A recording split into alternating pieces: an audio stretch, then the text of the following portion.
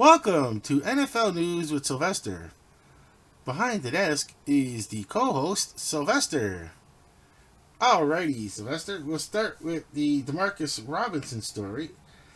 And it's the Los Angeles Rams wide receiver, Robinson, was arrested on suspicion of DUI, which is driving under influence. Status up in the air for Week 13 game. Now, Sean McVay did address the Robinson legal situation. Okay, so we'll see what's going down.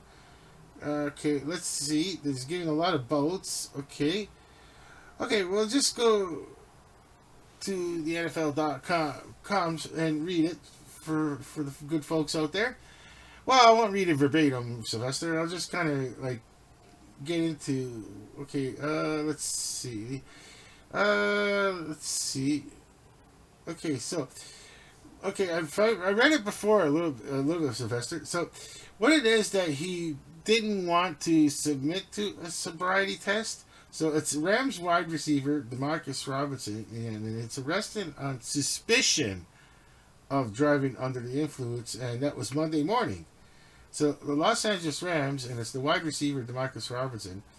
Okay, so there was an arrest under suspicion of driving under the influence, and it was early Monday morning, and this is according to the California Highway Patrol.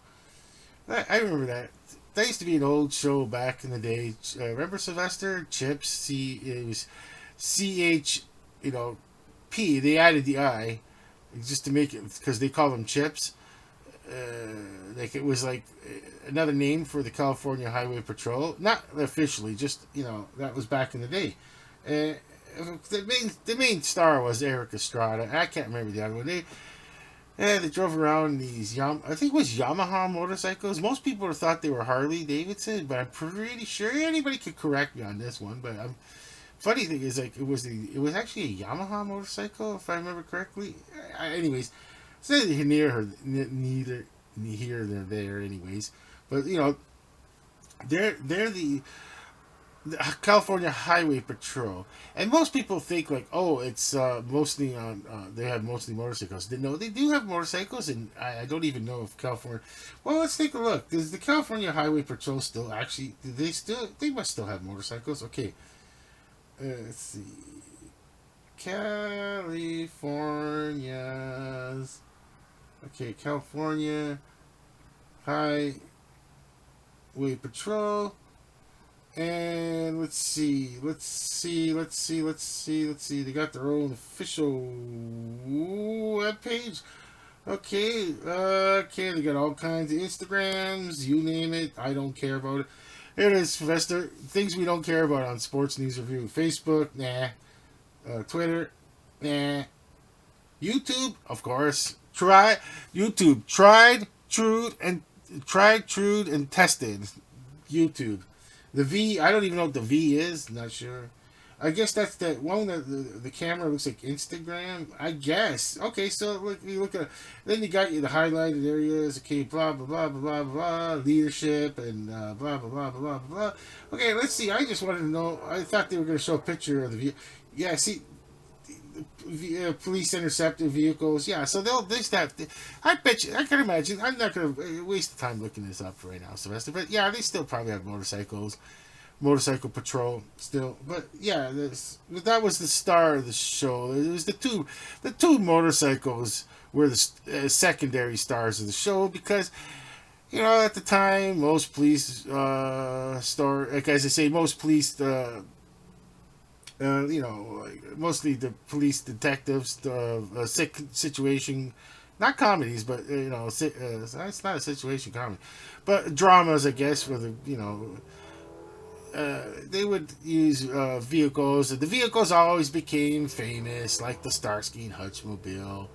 The Beretta had its blue, basically a blue car that was really nondescript. An Impala, I think it was back in the day.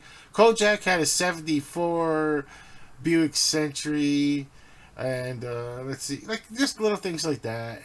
They became synonymous. Oh, and then let's not forget the streets of San Francisco with the big Ford LTDs going around town, and boxes being, the staged boxes being thrown in the alleyways, and that music. Anyway, Sylvester is going, "Where are you going with this?" I go, "I don't know."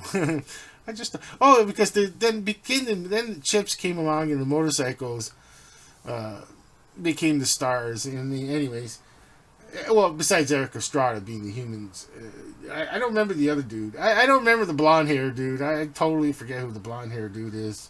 And I'd have to look it up. Okay, so anyways, but Eric Estrada was Eric Estrada. That was it was just that Eric Estrada had that, like, that old charisma. You can, like you, Sylvester. You can't bottle charisma. You can't sell charisma. You either have charisma like Sylvester or you don't. Okay, so wide receiver DeMarcus Robinson arrested on suspicion of DUI on Monday morning. And Robinson is 30. He was cited and released. Okay, so that's what it says. Cited and released, and to a responsible party, per the CHP, which is the California Highway Patrol West Valley Area Office.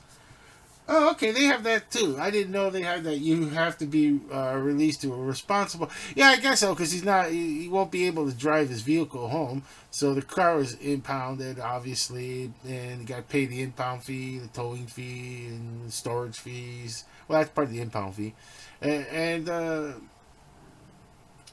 he gets his vehicle back, and he can't.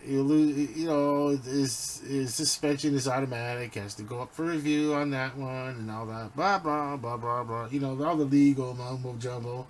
But okay, so we're gathering the appropriate information. That's another way. Hey, Sylvester, that's another way. That's what the McKay told reporters. I guess McKay told reporters. Who's McKay? Is it Coach McKay? Is that Coach McKay or the CHP? Well, either way, we're gathering all the appropriate information. McKay told reporters on Tuesday morning. Oh, okay, that's got to be Coach McKay's response.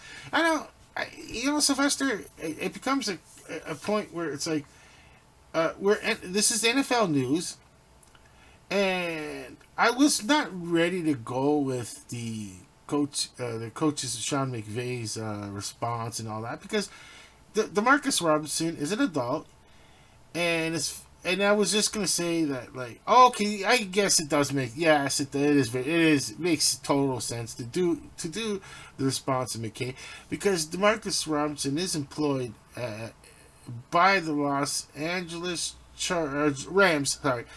Los Angeles Rams. Well, I'll go all legal mumbo jumbo for everybody.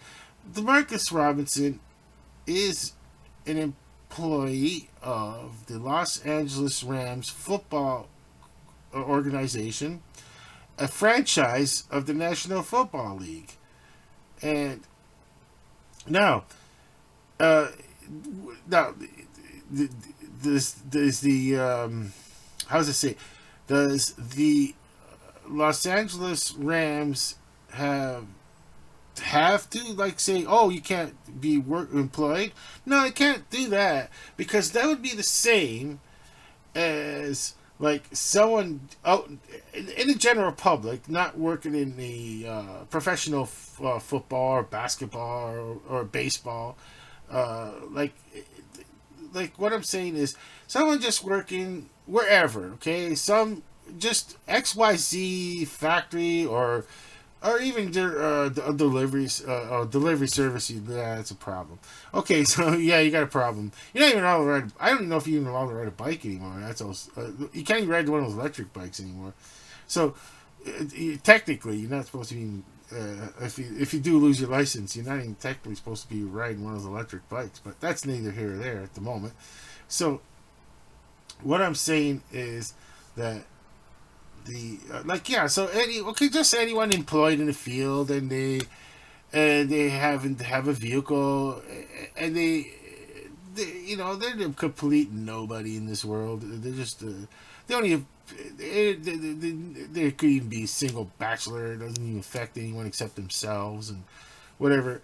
Now, they their employer, quote unquote, they can't. They're not going to say, "Oh, they can't be like, oh, we can't have him employed because the court says because once you get arrested for that, you don't lose your job automatically. You don't even lose your job, even if it was a driving job, because it's up. That's a whole different avenue of like, do you have a previous agreement with your employer that if you get arrested for DUI that you lose? Oh, we get to terminate your as they say, terminate the job, the employment, terminate the employment, and that like so.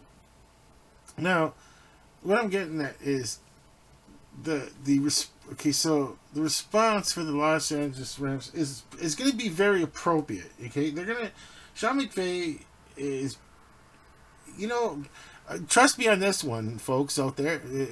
They get consultants and they make sure because this is like you got to remember like a lonely sports news review channel out there on YouTube is getting this information. So like I'm gonna be we are gonna be reading this and we're gonna be saying, hey, that doesn't sound right. That doesn't sound good. I should say, and that doesn't sound really like appropriate.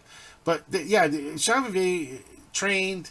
They're all trained. Listen, they don't say that. Sylvester, they're never going to admit that they've been consulted with, during the summer break. And we're, when the Sean McVays of the world, the coaches and the smart ones, anyways, when they go in the off season, they go with their courses and they take like how to media relations, and it's not about like being unfriendly with media. It's just about like how to represent yourself and the corporation you represent, which is two of them for him, which is the Los Angeles Rams organization, which is a franchise of the NFL, National Football League.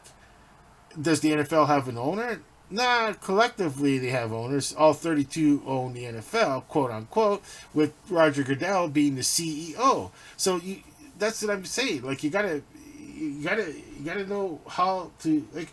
You can't have a person like me that might just say the wrong thing. And hey, Sylvester, a person like me, like being I'm saying cold, like being cold, like just here you go. You're going to be the spokesperson for media relations person for the XYZ football organization of the UFL, ABC League, ABC League, whatever, CBS League. Just make things up as you want. But just saying that I'm going to say the wrong things. And I feel like I was appropriate. No, it's just what the corporation wants, and I understand completely. It's not about being. It's just about. So, getting on to this, okay, what does he say? See, like we are gathering all the appropriate information. McVay told reporters. See, now, it's not like don't like Sylvester. I'll go into your world of the cartoons. Like back in the day, I remember, like was it Superman was a pesky reporter, quote unquote, and now it's like, and now people feel like sports reporters are these pesky reporters. No, they're just asking the simplest question that, hey, what's going down, and they're gonna let the person behind the podium speak, and then it's just a matter of like asking appropriate questions that pertain to the situation, and you can't. And the main thing about all that practice is for like a Sean McVay's is, and other coaches and other people that go in front of the microphone like the way Sylvester is. Like you got your press conference, and what if I put Sylvester pointing at the microphone? You can see it on the monitor pointing on the microphone. So what if Sports News Review brings their ace reporter? Sylvester and you bring, of course, Sylvester is gonna have the sound engineer, as they say, put the microphone like this, there's Sylvester. You pretend we're gonna pretend you're Sean McVay, okay? And there's the microphone you brought with you. Your sound engineer, the sports news crew brings down the sound engineer, which would probably be me, and then he points to you, Sylvester, in the audience, and they go, "All right, let's talk with ace reporter Sylvester for a sports news review." And he points to you and says, "What's up?" And you ask a question, and and then they attack you and call you a pesky reporter. Like what you're gonna say, Sylvester, is, "Hey, brother, this isn't Spider-Man, or this isn't like Superman. This is Sylvester here for Sports News Review asking you the question, and it was pertinent to the situation." So that's this. You don't like it, it's like, if you can't just be in life to say these. Don't listen to people that say these words like pesky reporters and all that stuff, is because like it's like just asking the same pertinent question. Now it's up to the individual viewer of a television program, or like a sports news or like a sports news program, or say like this lonely channel, to say it's up to the individual. Go, well, that wasn't very appropriate. That's if you feel. If you feel that wasn't appropriate, that's fine. But the person is just doing their quote unquote job. So, yeah, so he's going to say that. And so we're gathering all the appropriate information. And then he says, this is where it's been. I'm going to say that Sean McVay was probably helped on this one. You can say, I'll let the legal process kind of take place. I do want to acknowledge that we were made aware of it. What you've seen out there is accurate. We'll proceed as we gather more information accordingly. See, he had it practiced, but what is good, and what the NFL organization and the Los Angeles Rams will applaud is this part, Sylvester. And I caught it as, and Sylvester, I know you caught it. You were the ace. You are the ace reporter for the Sports News Review for NFL News, and presenter when we have a script for you. Okay, so Sylvester's like, comes on set. He's like, "Okay, where's the script?" I don't have a script, Sylvester. And he's like, "Well, what am I doing then? You didn't. Why didn't you get me to do a script?" I said, "I didn't. I thought I was going to get a script ready for you." And Sylvester's a little fuming at me. He goes, "I could have done a script for you." And I said, "Yeah, I know. But we both caught this. We're both catching this one where." I'll tell you this. The three. Okay, let's see. I'll read it again, and Sylvester, you'll agree with me. It's practiced and rehearsed, but he did kind of hesitate, and it sounds good. It sounds so like non-practiced, as they say. I'll let the legal process kind of take place.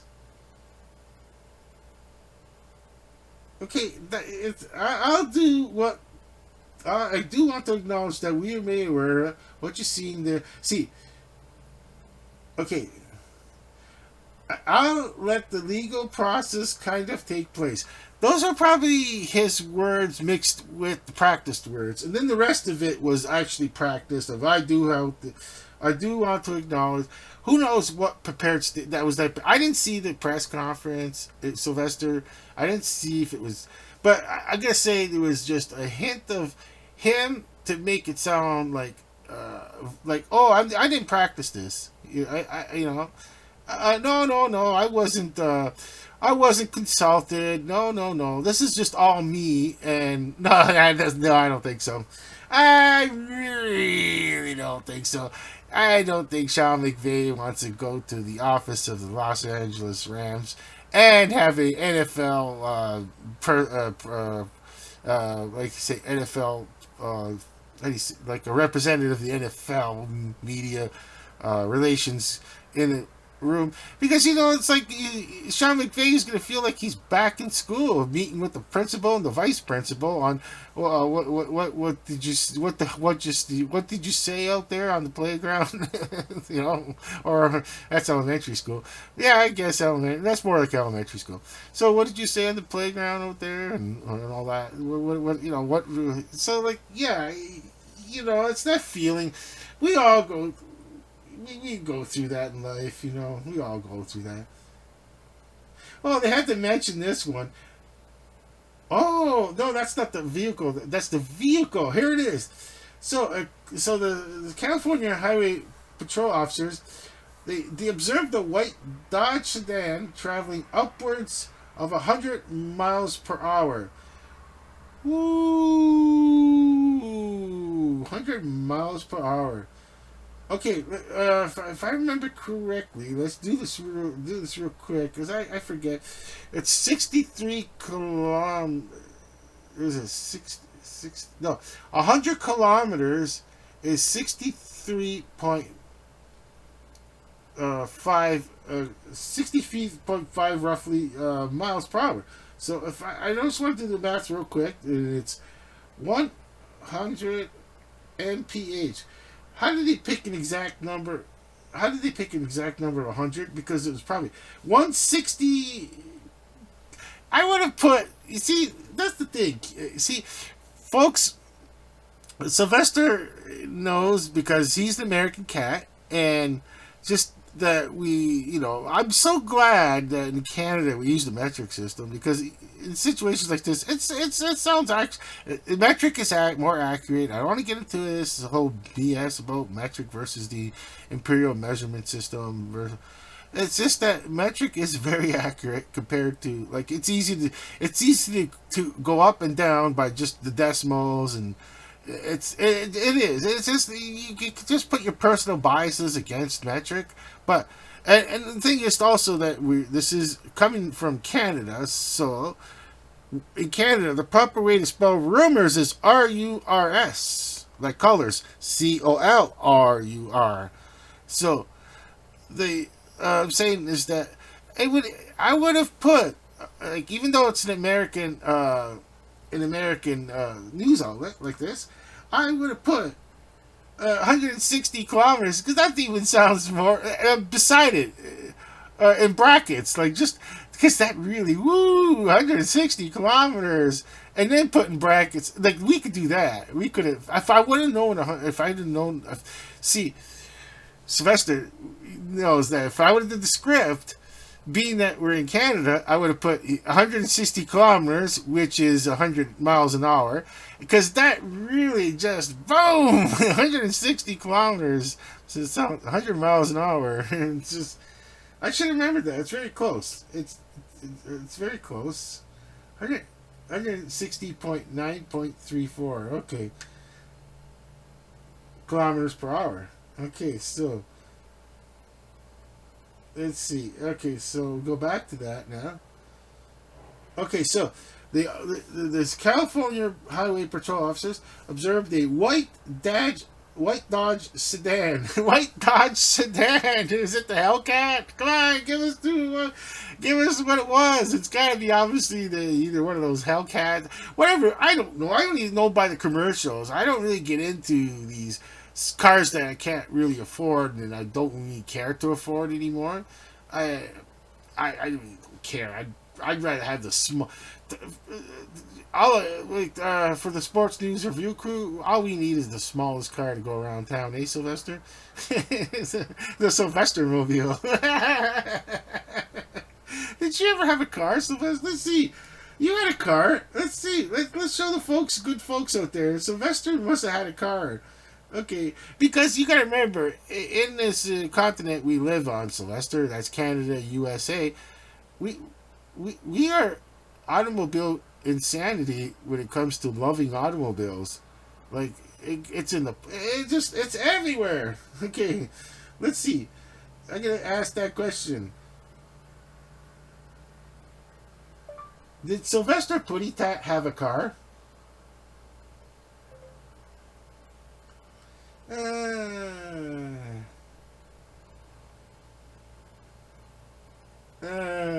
let's see. Did you have a car? Oh wait, maybe. Let's see. You know, no one's ever asked that before. I'm pretty sure. Was they?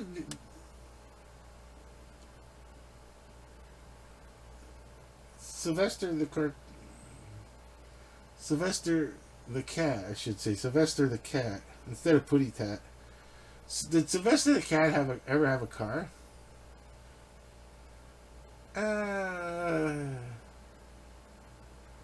One of the stupidest questions to ask is Sylvester a boy or a girl? You have a son. He has a son.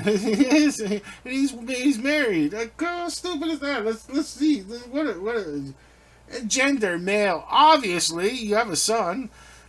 Oh, by the way, he's one of the only sports news review crew that has a son. Pretty well. Let's see. B Bunny doesn't have children. Coach Coyote. I never heard of Coach Coyote having any children. He never said he had any. And the Munchie brothers don't have any children either. We're all bachelors, practically. We're all bachelors here. Okay. Alrighty. Most divided, and maybe I should just ask you the one again. And then Sylvester the cat's car.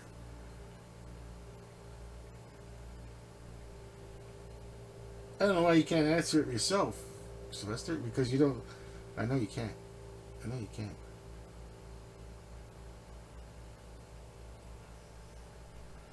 Sylvester the cat's car. I'm gonna ask that question. Sylvester the cat's car. I'll just ask it one last time. I'll give it one more chance and see. I haven't watched all your cartoons in a while, Sylvester, so I can't right now. I don't remember. I just don't remember if you have any vehicles out there. I don't remember. I just totally forget. Sylvester the cat's car. Let's try it again. Sylvester the cat's car. Oh, come on. Why are you having trouble with this one?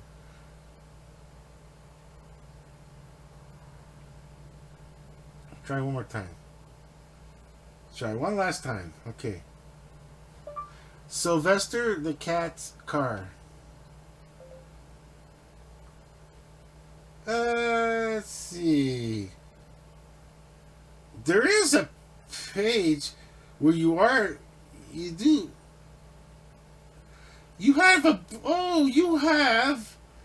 a blue car. Okay, so I'll just show the folks out there. Sylvester Sylvester, do you remember this one? So you can look up. It's a blue car. You have a blue car. It looks really old. Okay, Sylvester, do you remember this one? He's like, oh yeah, he's had that. Oh, that's my car. Yeah, they're showing this car. Okay, Sylvester, you did have a car, a single seater. Wow, what a cool car! It was a single seater. It looked like a V. Wow, 1, 2, 3, 4, 5, 6. A V12 single seater, like a what do you call it, a rat rod? But yours was beautiful, like painted blue, beautiful with beautiful white tires and black dotted rims. What a cool car you had, Sylvester. I guess. Let's see. What a cool car you had. I don't think I'll be able to show this because it's going to be too bright for the. Let's see. Ah, of course, it had to do that to me. Okay. Let's see if it's going to be too bright. Oh, there it is. Okay, there it is, folks. There's Sylvester's car. That is one cool car and one cool cat driving a cool car. Yeah, that's cool. Okay, so we'll go back to the story. I just forgot. I gotta find your car on eBay and get your car back. I know we all give away cars. We all trade in cars and this and that. We're so sorry about it. And yeah. I didn't know. Maybe Sylvester. Is that why you didn't want to say what kind of car you had? Because you miss it totally. Well, sports news review. We are going to find Sylvester's car and present it to him again, and I hope we can present it live on the air. Okay. I know, Sylvester. I'd miss that car too if it was mine. Oh man, would I miss that car if it was mine?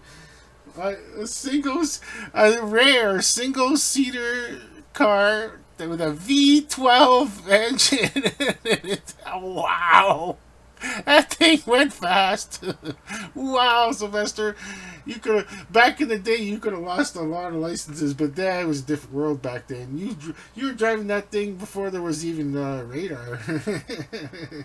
They had to catch up to the police had to catch up to Sylvester, and they couldn't. Look at Sylvester grinning away because he remembers the good times he had with that vehicle. Okay. Oh yeah, you got married. You had to get. Oh, that's right. You have a son. You got married. Oh, it's all. I'm thinking, Sylvester. Is that true? Is that right? Sylvester's. Yeah, that's true. You get married. You gotta sell the car because it was a single seater, and well, folks, Sylvester misses that car. Okay, I don't blame him. Okay. So the Dodge sedan traveling upwards 100 miles per hour. It's on the US 101 northbound at 5:13 a.m.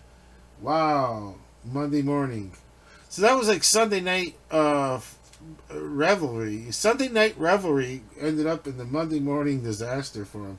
Okay. Well, we can't here at Sports News Review. We cannot obviously as a Sports News Review organization, we cannot. How do you say? We can't overlook the DUI because people's lives could be shattered by driving around. Not his. I'm not about the Demarcus Robinson. He's a full-grown adult, took responsibility, and it's a matter of like what could have happened to other folks out there, and ruin their lives. And money, money is not going to replace people's injuries. And when it's really like, I mean, like, let's just say, like at 20 years old, like oh wow, I wouldn't want to be severely, I say, injured for like where like I'd be worse than I'm off right now at my age. Mine was just a natural aging process where mine got advanced. My aging process was advanced, but I wouldn't want this to happen to somebody the way I have to lie down right now. Sylvester, here's the chair I usually sit on. I didn't feel like sitting on that chair, Sylvester, and because I would have to like to do a script, and oh yeah, there's a back muscle that hurts right now and I didn't want to be sitting down. I just wanted to be lying down on my bed doing this the NFL news with Sylvester. Like I'm going to do World Sports News with Ernie. I'm going to do it lying down. But I'm going to do a script for Ernie.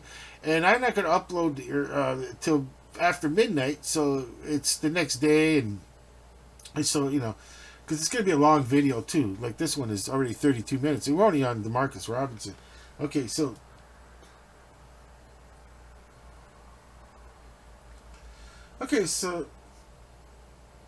And it says that Robinson had a touchdown at 37-20 loss to the Philadelphia Eagles on Sunday night at SoFi Stadium in Inglewood. What's funny is that I watched the game. I didn't do no pregame with Coach. We don't do Sunday night pregames with Coach because Sunday nights I'm getting at least Coach Coyote once again is older than Sylvester. Coach Coyote's older than Sylvester. So so I didn't want I gotta give Coach Coyote only the Monday nights and the Thursday nights, and that's it. That's enough for Coach Coyote. And plus I also need a break too, like because I might be doing the live stream watch party with the Munchie brothers who are very young who could stand and it's easy for me to watch the game lying down and just comment and do whatever. So looking at that and so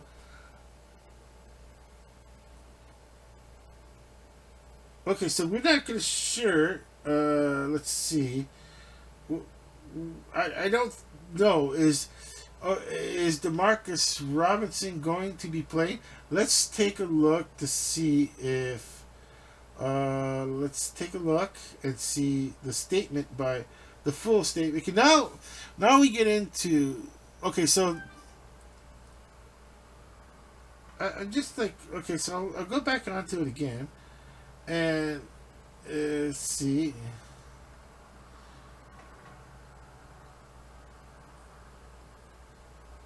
Let's see.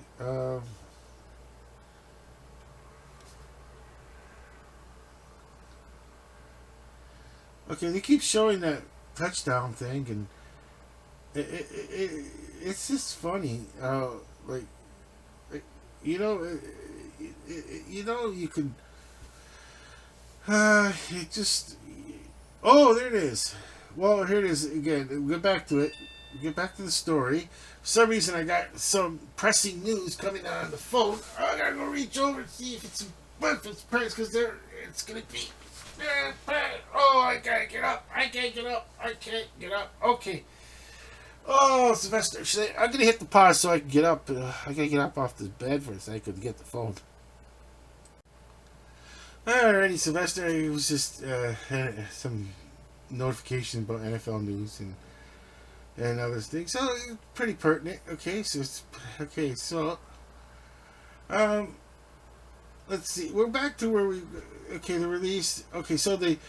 Okay, so it was Monday morning, 100 miles an hour on the U.S., 160 kilometers an hour, which sounds more impressive. U.S. 101 northbound at 5:13 a.m. or 0513 for you civilians. No, I always mix that one up. It's 0513 or 5:13 a.m. for you civilians. Okay. Alrighty. Okie dokie. We get back to it. Okay. Uh, so in 2016, fourth round pick of the Kansas City Chiefs, Robinson is in his ninth NFL season and his second with the Rams. Previously played 6 seasons for the Chiefs and one for the Baltimore Ravens in 2022.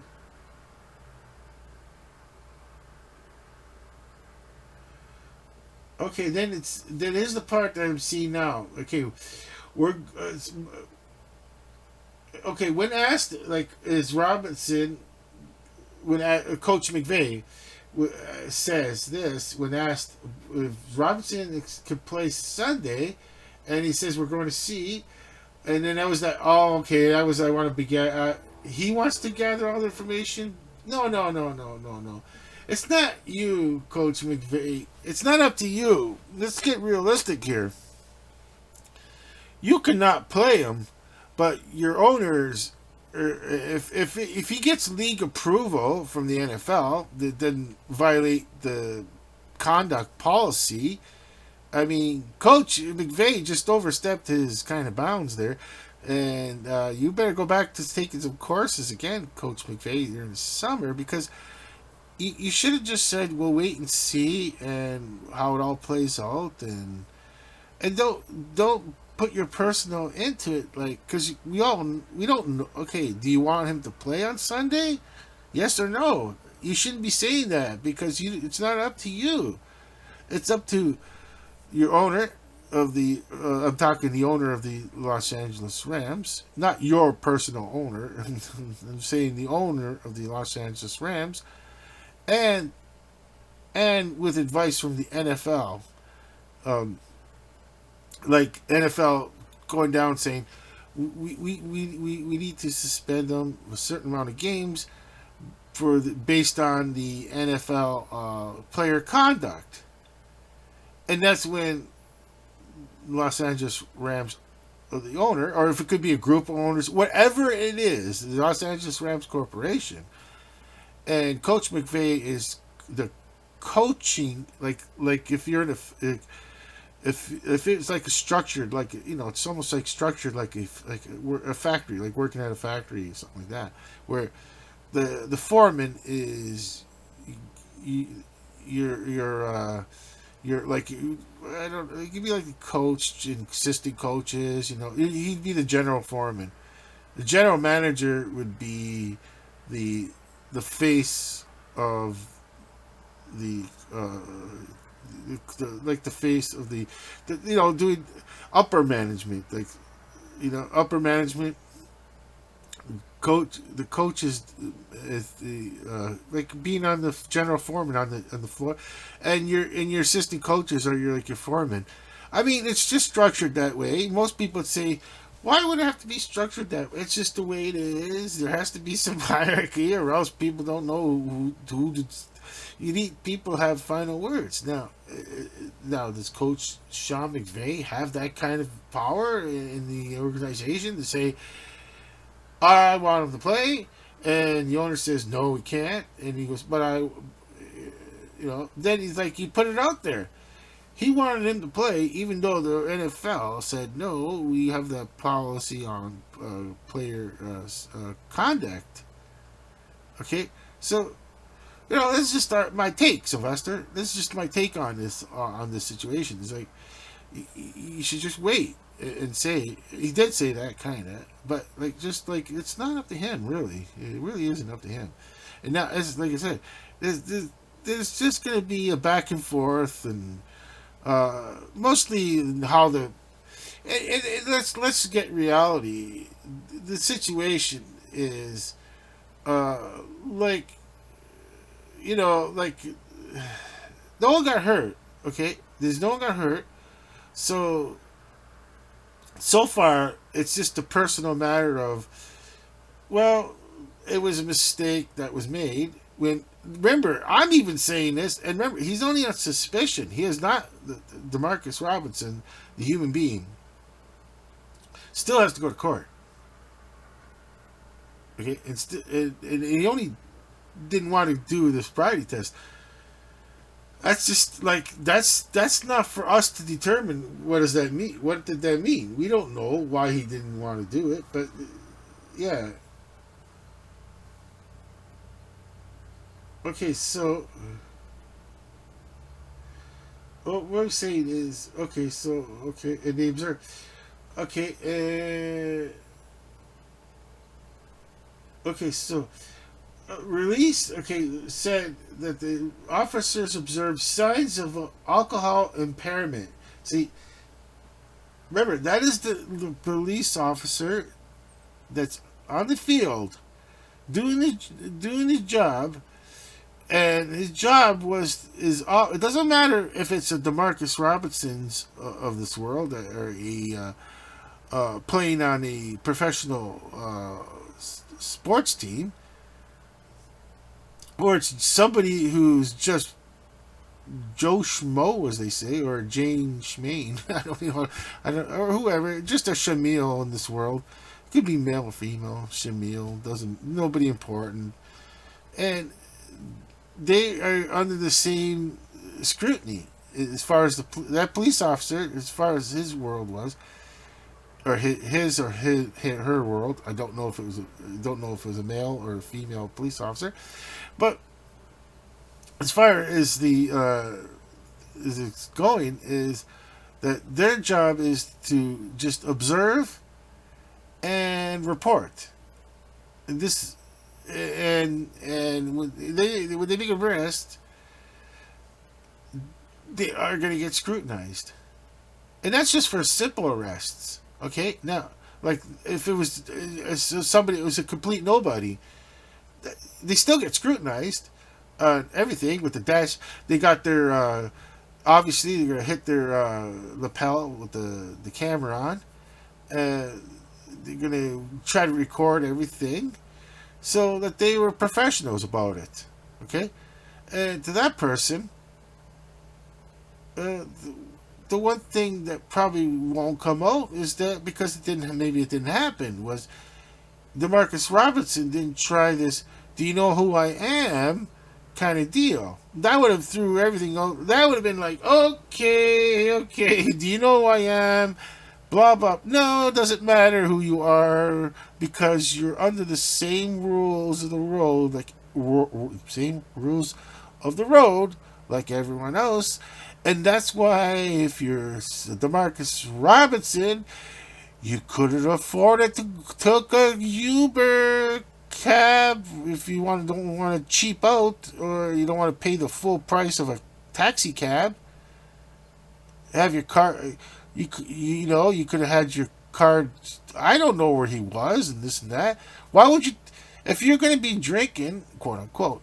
I'm not saying he's guilty. Okay, I'm not. I'm just saying in general speaking. You have. Okay. Generally speaking, I know of people that they don't drive to a event that they're going to, because they're going to be consuming alcohol. Okay, so uh, and they don't have the Demarcus Robinson kind of money, but there they are. They will take a taxi cab there and a taxi cab ride back home. Okay, or whatever service if they wanted. Like, to me, I'm old school and I can't afford it either or. I don't I don't really Sylvester. I don't even go consume alcohol anyways. But if I was planning to consume alcohol, I kind of like, which I don't. I don't. I just my own personal preference. I don't consume alcohol, and I'm not gonna drive home. Period. And I mean it. Like, no. And I don't have the Marcus Robinson kind of money, but you got to be and that's the thing. That's the thing. I'm like kind of miffed on it now. That like people should just ask this question. Like, you have all this kind of money. Why would you risk even like the nonsense, like of destroying lives, just so you could drive yourself? And that's what the car culture, as they say, the automobile culture in this side of the globe, with uh, the Canada, United States, America, and it's not and it can happen to anybody. Where you drove to this event, possibly whatever it was. I don't know where he's coming from at that time in the morning, or was he chilling someone else's place for a while and thought he was okay to quote unquote, oh, I'm good. He tried to be half responsible, but instead of just leaving the vehicle where it was and worried about it getting stolen. I'd rather have my vehicle stolen than what just happens now. I mean, what are you gonna do? Your vehicle gets stolen. Your vehicle gets stolen. It's only an inanimate object.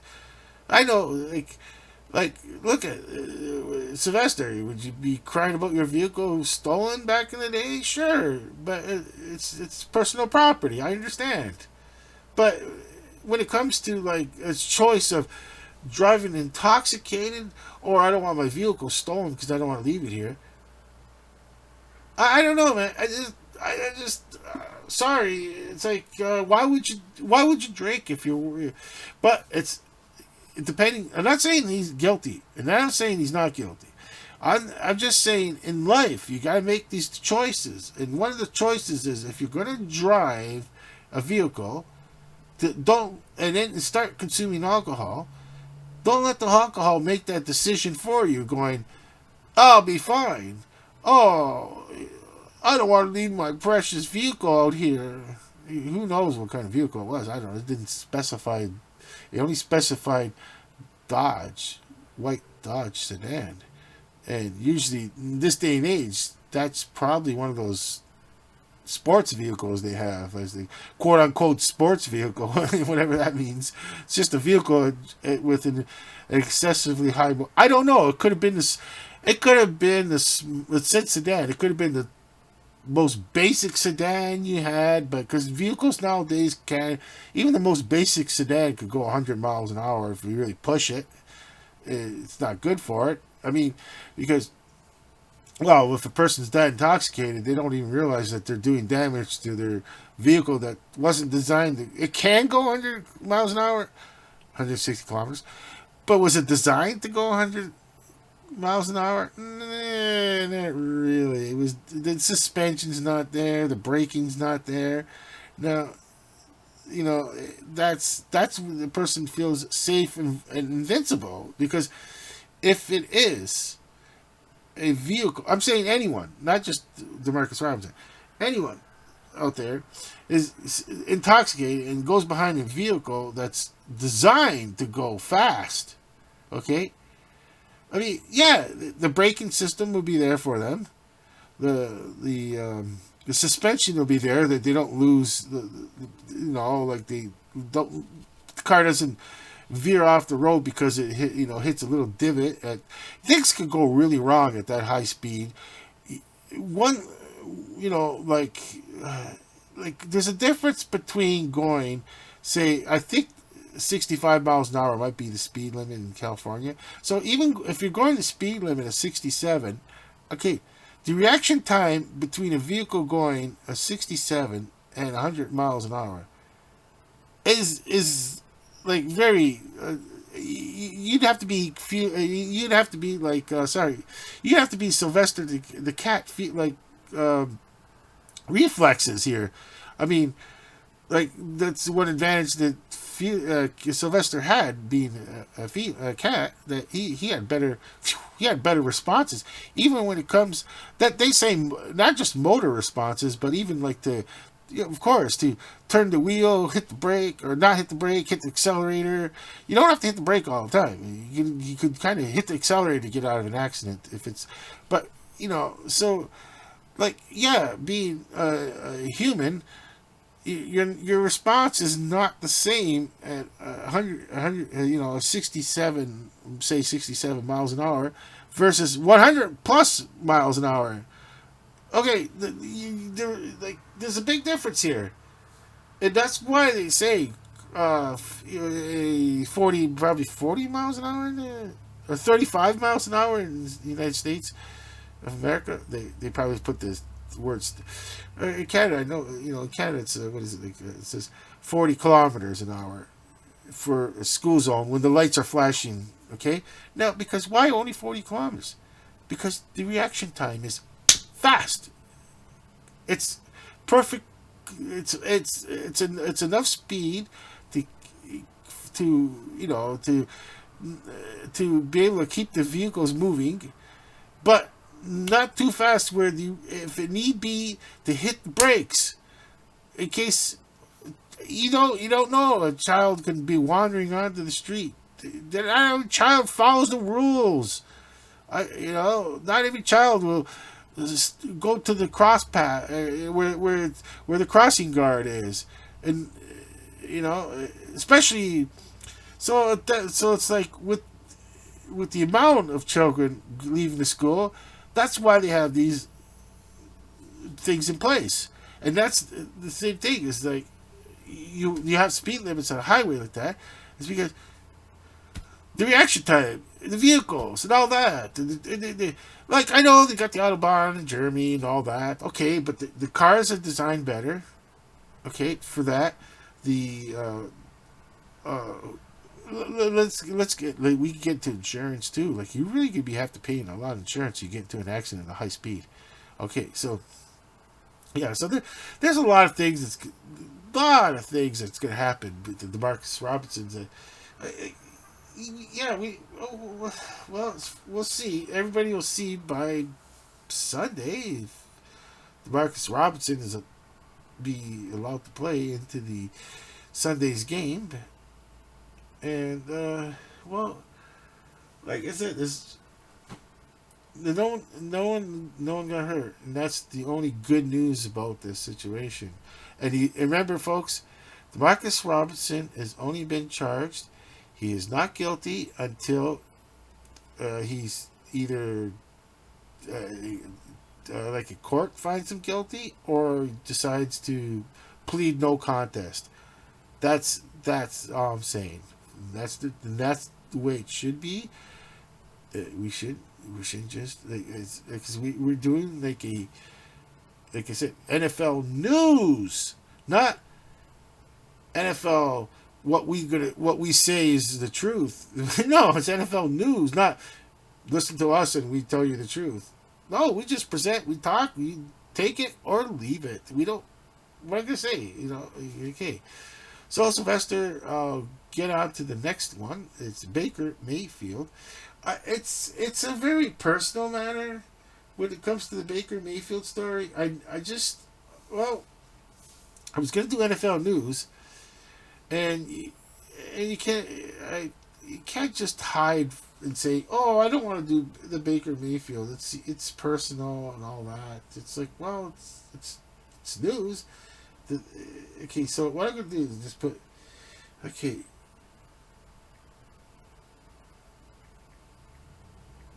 Okay, so then the Baker Mayfield. Okay, then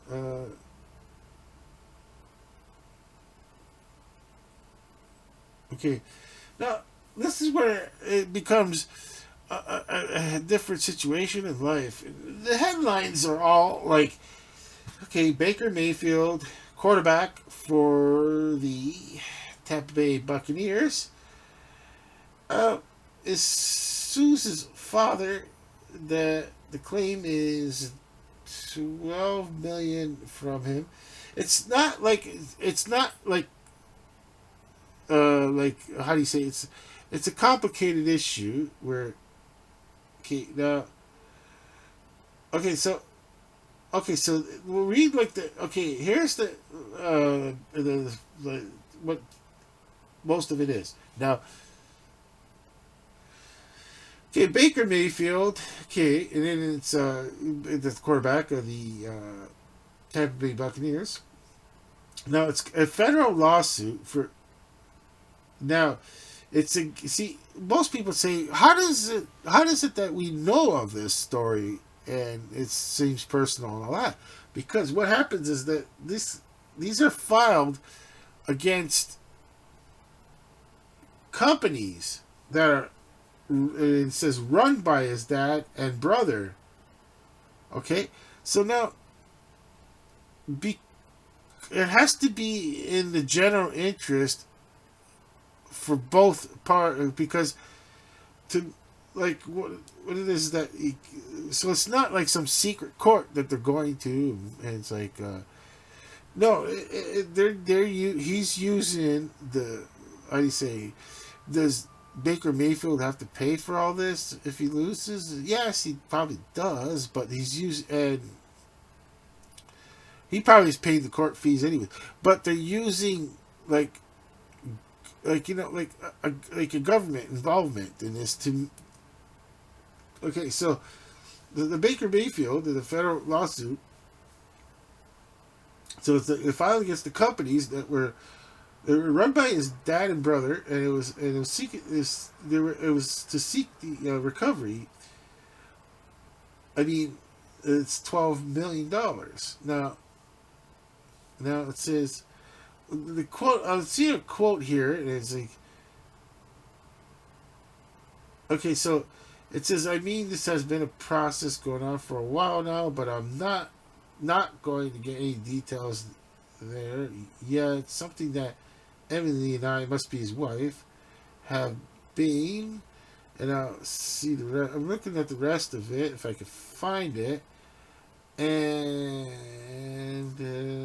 oh, this is, this is a post. Okay, this is a post from Rick Stroud. Rick Stroud. Okay, I don't know this Rick Stroud person. It's NFL at NFL Stroud. Okay, so he must be an independent person that's doing NFL news, and but you know, he's got that Twitter account, it looks like, and I don't. At Sports News Review, we don't care about Twitter accounts and all that. It's corporate. Okay, so Baker Mayfield, a federal lawsuit against companies, 12 million. I've been dealing with this for longer than people know. It's just a matter of the news is breaking now, but again, I'm not taking any details. Okay, yeah, yeah. See, yeah, I can understand that. In the situation like that, my take on it, on this one, Sylvester, is that Baker Mayfield might have said, "Hey, I'm just saying, there's 12 million out of my account missing," and I mean, see, he finds out that the company that's run by his brother and father is responsible for the 12 million. Now that's a matter of the courts to later to figure it all out. But what Baker Mayfield, as I'm getting from this whole thing, is that Baker Mayfield was like, well, hey, what's going on?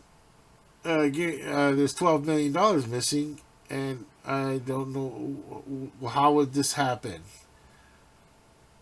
we don't, like he said, it's been a while, okay?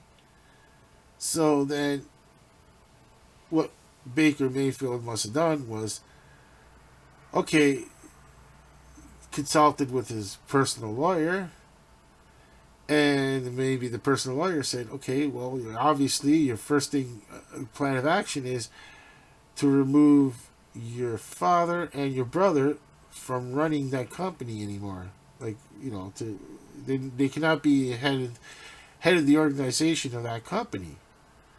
And that's one of those deals where Baker Mayfield, for personal tax problem. This is my take on it. You trusted your money into a corporation run by your father and your brother, so that they could quote unquote invest that money instead of you know like invest the money. And it has to do with all kinds of things, like whatever. Like, we'll find out once again, like why. Like, see, the court would be a long process of like, why would you even start this company up? Why did you hire your father and your brother? And then like what was all this motivation to do all this first? That might come out first. That what was you start with the beginnings of this. So then there's a certain day, and that's when the Baker Mayfield would it be noticed. Okay, 12. I don't know how it was. It like a little bit at a time, like a 1 million here, a 2 million there, and a three. Three became four. So you add it all up. So far, it's 4, 3, and 1, 2, and 1. So you're looking at 3, 6 plus 10. There's 10. And there's two more to go. Okay, might as go for the other two. Okay. So, I mean, it once it's gone, it's gone. Like, it's disappeared. Like, I don't know if there's $12 million missing and it's still there. And he can't get. That's the complicated issue right there. We don't know about. Does he expect to get 12 million recovered from his father and brother? I don't think he can. I don't think they have the means to recover that kind of money unless they were making big profits off of it. Who I don't know. I have no clue. We don't know. We don't know at all. But either way, Baker Mayfield, my opinion, is like, oh, I'm 12 million out of nowhere. It's 12 million missing, or was it short? He started, maybe started looking. It was just a little bit at a time. Who knows? Or was it all at once? We don't know yet. So then it became where, okay, consulted lawyers, okay, talked with the company. Hey, what's going on? That's being his father and brother running the company. I kind of want this back. I didn't ask. I read that earlier before, Sylvester. He didn't authorize all this. I think it might be one lump sum of 12 million because he said he didn't authorize it, and that's all he said. It was just unauthorized. That's part of the claim, probably too, of the court. They proceeded with court filing saying I didn't authorize this. So it's been a while. And then Baker Mayfield, playing professional football on a high level at the National Football League, didn't want this out in the public, but it was like, okay, enough's enough. I got to make the filings in court, and it's like, well, was it going to be public? Yeah, so what? What are you going to do? What are you going to... you can't make a filing because then he just didn't... I don't know. My opinion is that Baker Mayfield knew it was going to be like, okay, once it's public, it's like, okay, I'm going to have to address it. And he goes through the same course that, maybe not the same course McVeigh went, but of like how to handle yourself in the public. And like, And don't be so like negative towards the press. Just, like they're just asking the basic questions. What happened? And you just give the good answer of, I can't get to it right now because we haven't even started the court case yet.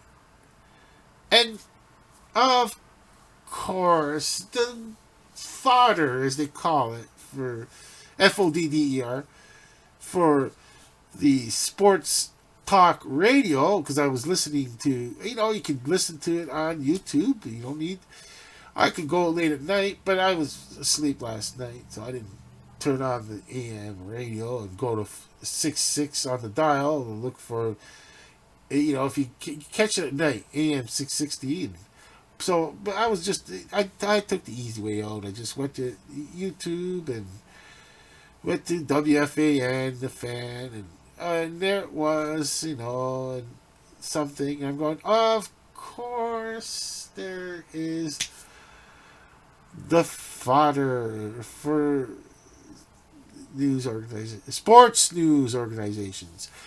News organizations are just going to mention it briefly, and that's it. They're gonna just have their fun take on it by saying, well, it's Thanksgiving Day on Thursday, and this is what the sports radio thing did too, also. But they're going to keep it it'll be an everyday theme, but leading up to Thanksgiving, which is, okay, that's the part that, like,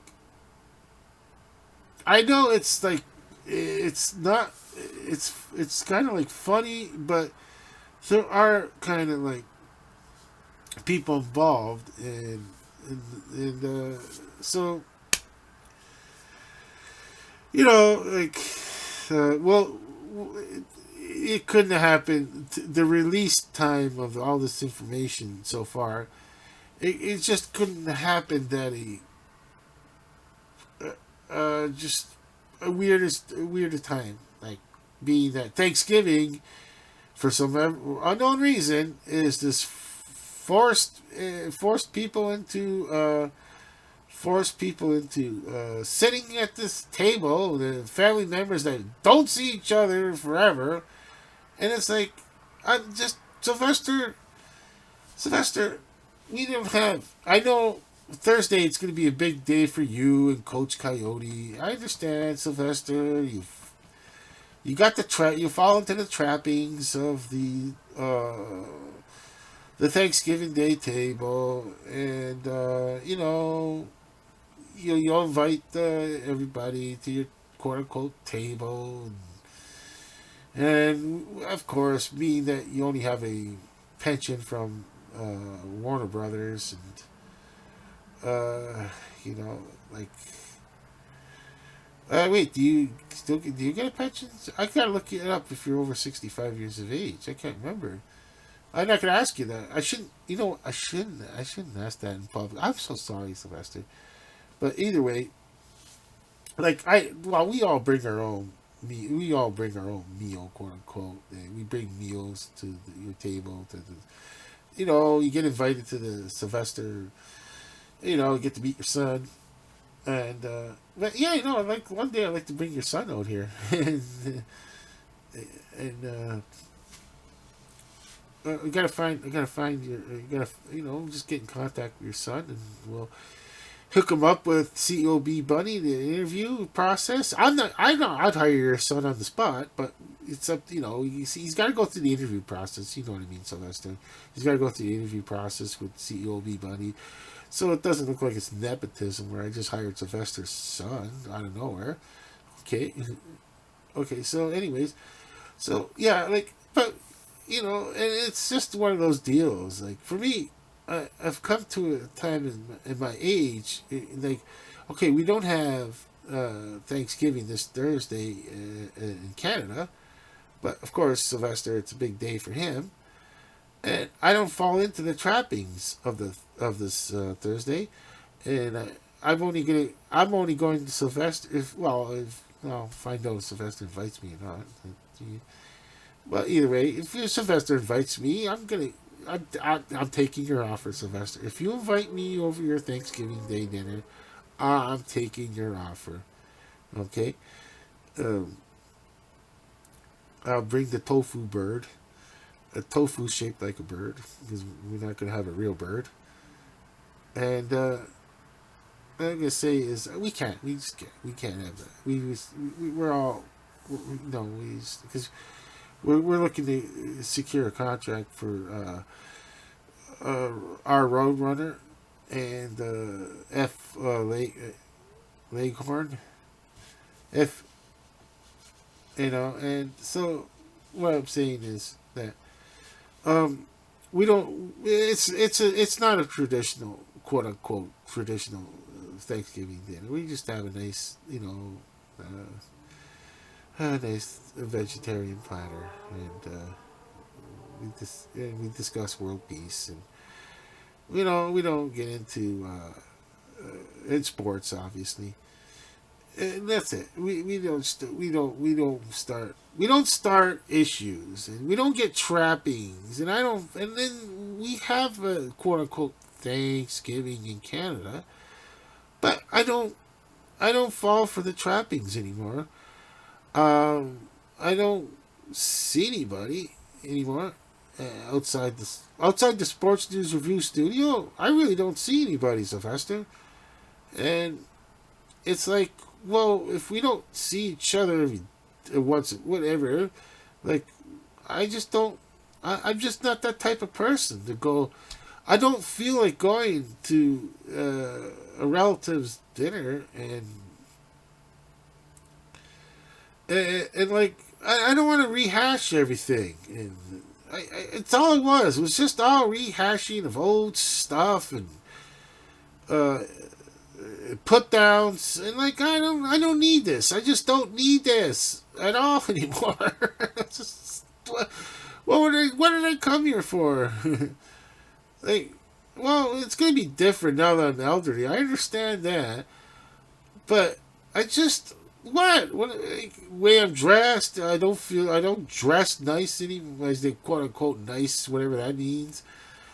I wear sports shirts if I feel like it. I do what I feel like nowadays, Sylvester. And I'm not being disrespectful, but if I can't come as who I am, then what's the bloody point? There's not a wedding reception here where you have to dress up nice, in my opinion. It's like, I understand a wedding reception. How do you want me to dress? Because it's your wedding reception, not mine. My wedding reception, if I ever had one, then dress, I don't care. Just as long as you got some clothing on top, clothing on the bottom, and some shoes, and you can come in. That's it. That's all I care. That's it. The rest, I don't care. As long as it's not offensive to everyone else. I mean, as in, like, messages on a T-shirt, like, are offensive to people. Like, no, I don't want no offensive messages and all that and whatever. So, I don't care if everybody showed up in football jerseys, like, as they say. I don't care. Well, show up in Buffalo Bills jerseys for all I care. I don't give a crap. There's my personal wedding reception, my Thanksgiving dinner. The invite would be, yeah, Christmas dinner, and the invite's going to be dress appropriate that you don't offend others. That's it. That's all. That's all I'm saying. Carry, come suit and tie if you want. Don't care. I don't want it. I'm not wearing one. I'm not even wearing a decent sweater unless I'm hot. I'll put a hoodie on. I don't care.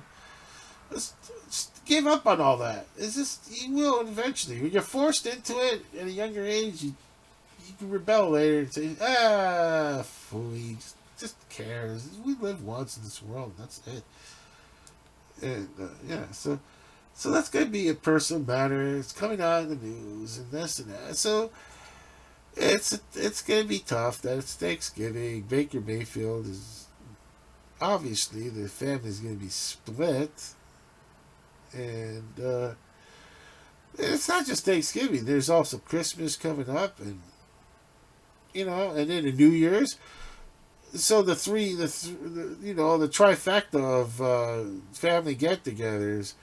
Not everyone. Well, you got your Thanksgiving where if you can't make it for Christmas, can you come for Thanksgiving? Kind of deal. And then there's the Christmas, and then there's can be if you want New Year's. Not it's not like it's not as traditional as the other two, but there is a New Year, and they kind of don't bother. That's the trifecta I avoid nowadays. All three trifectas. If you can't enjoy the day, why bother? Why bother being stressed out? I don't feel like being stressed out on other people's opinions and who's like what you up to and this and that. I'm not even gonna say what am I up to. Well, obviously, you haven't watched Sports News Review. You don't know. Who cares? Other than sports, what I've been doing on Sports News Review, I don't want you to know, quote unquote, because I don't get into that small talk. That's another thing I avoid. I never ask anybody how they're doing, kind of deal. If I have to ask someone how they're doing and what you're up to, I don't have anything to say to them. It's howdy. That's good enough for me. I give a howdy. That's a how do you do and a hi and one and see you later and all three. That is my trifecta of greeting. Howdy, meaning how do you do? Hi, no, hi. How do you do? Goodbye. All three in one. And I don't mean no disrespect. It's just this who I am. Okay. With that, we'll go with Tyreek Hill here. Okay. Tyreek Hill. Let's do quick here because we are spending a long time. Okay. We are getting lost in the, as they say, get lost in the reads of it. Okay. So, what I'm going to do is Tyreek Hill. And it's just a short one because I got that one here.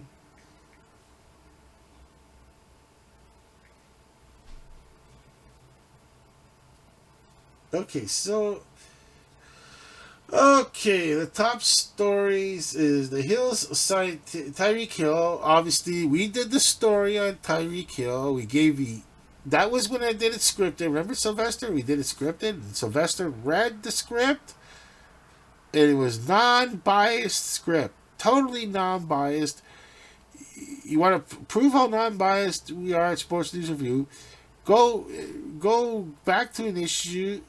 Go. I can't remember which. So it would be roughly at the time with Tyreek being briefly detained before the game. So that was like second game of the season or something. Well, it was the first game, or I can't remember. Either way, we were totally script. When I do a script, it's totally non-biased script, and it's very this is.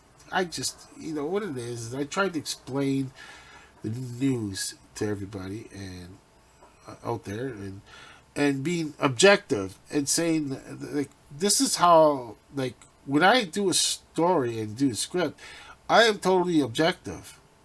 Okay, and this is and I was totally objective and non-biased on the Tyreek Hill earlier story.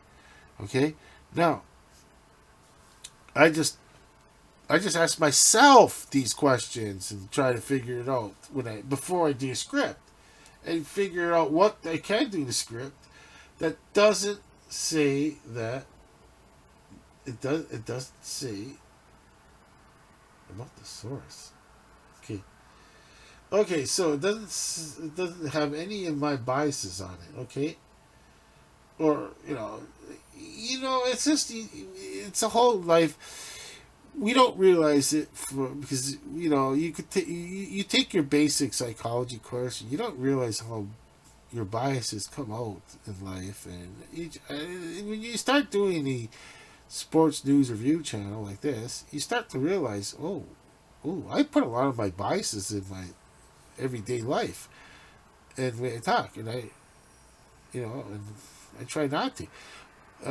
Like I said, the whole Demarcus Robinsons and the Baker Mayfields right now so far, I'm just trying to explain how when I do a script, that's how I'm always neutral and non-biased. Try to be. I try to do my best. I just try to do my best.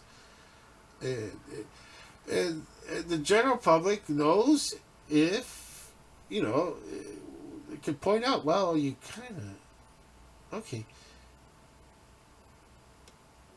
Okay, I'm gonna look at the one with the BBC because it's just fun to hear a perspective that's not American based because it's as they have theirs as they call football players, but we say soccer. They can have the same situations happen in their side of the world, and so that it says.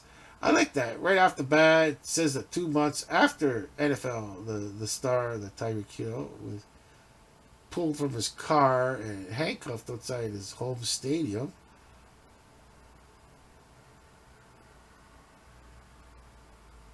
Okay, now this one is different. The citations police gave him have been dropped.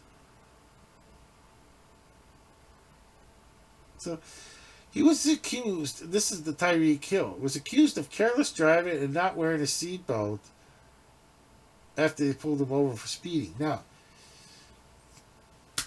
the speeding, we do have to say this part about it is, yeah, no matter what in life, even if you're not a Tyreek Hill going to your um, going to the stadium where you got your personal parking spot, of course, and like it's just like it's just one of those deals in life where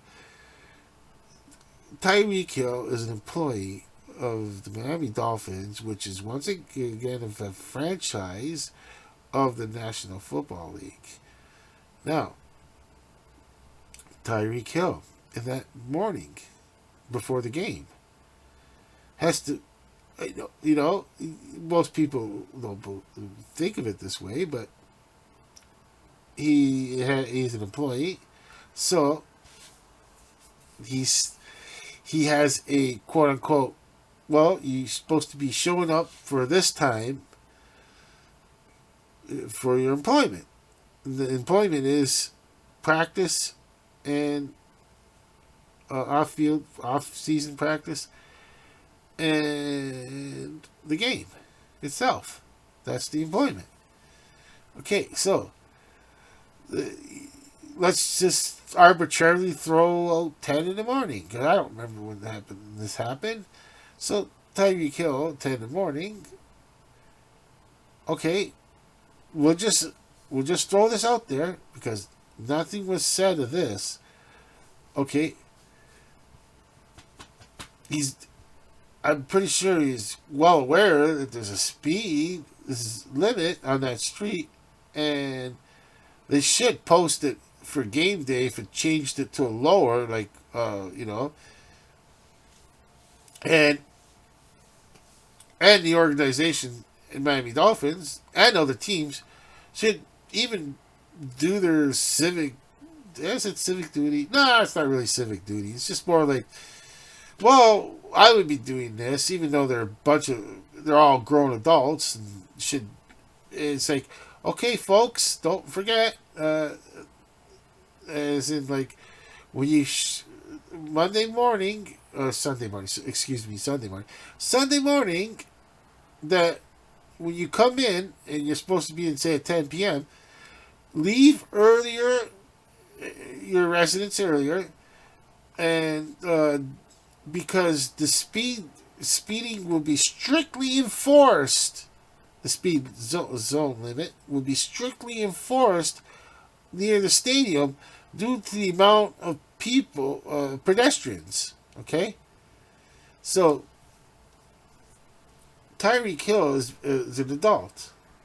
Okay, so he went down the street, and in this day and age, it's obviously they got radar to determine within a certain accuracy range of the speed that the vehicle was going.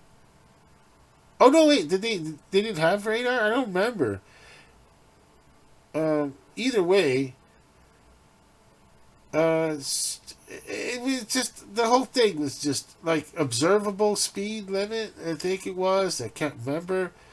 So what what happened? What happened was that like okay, so there's the whole thing got blown out of proportion.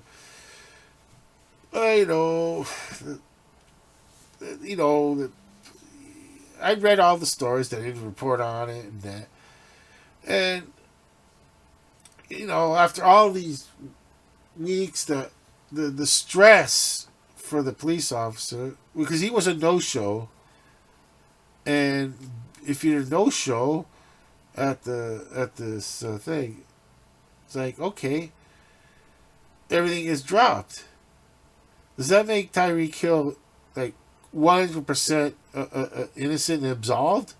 No, just the police officer just didn't want to show up because, like, going back to the old days in one of your episodes, remember Sylvester? You even had one of those. I'm going back for fun in the old days where cameras used to have the flash, like the noise because of the explosion off the. There's even one of your episodes, Sylvester, where there's all those cameras going off when you saved.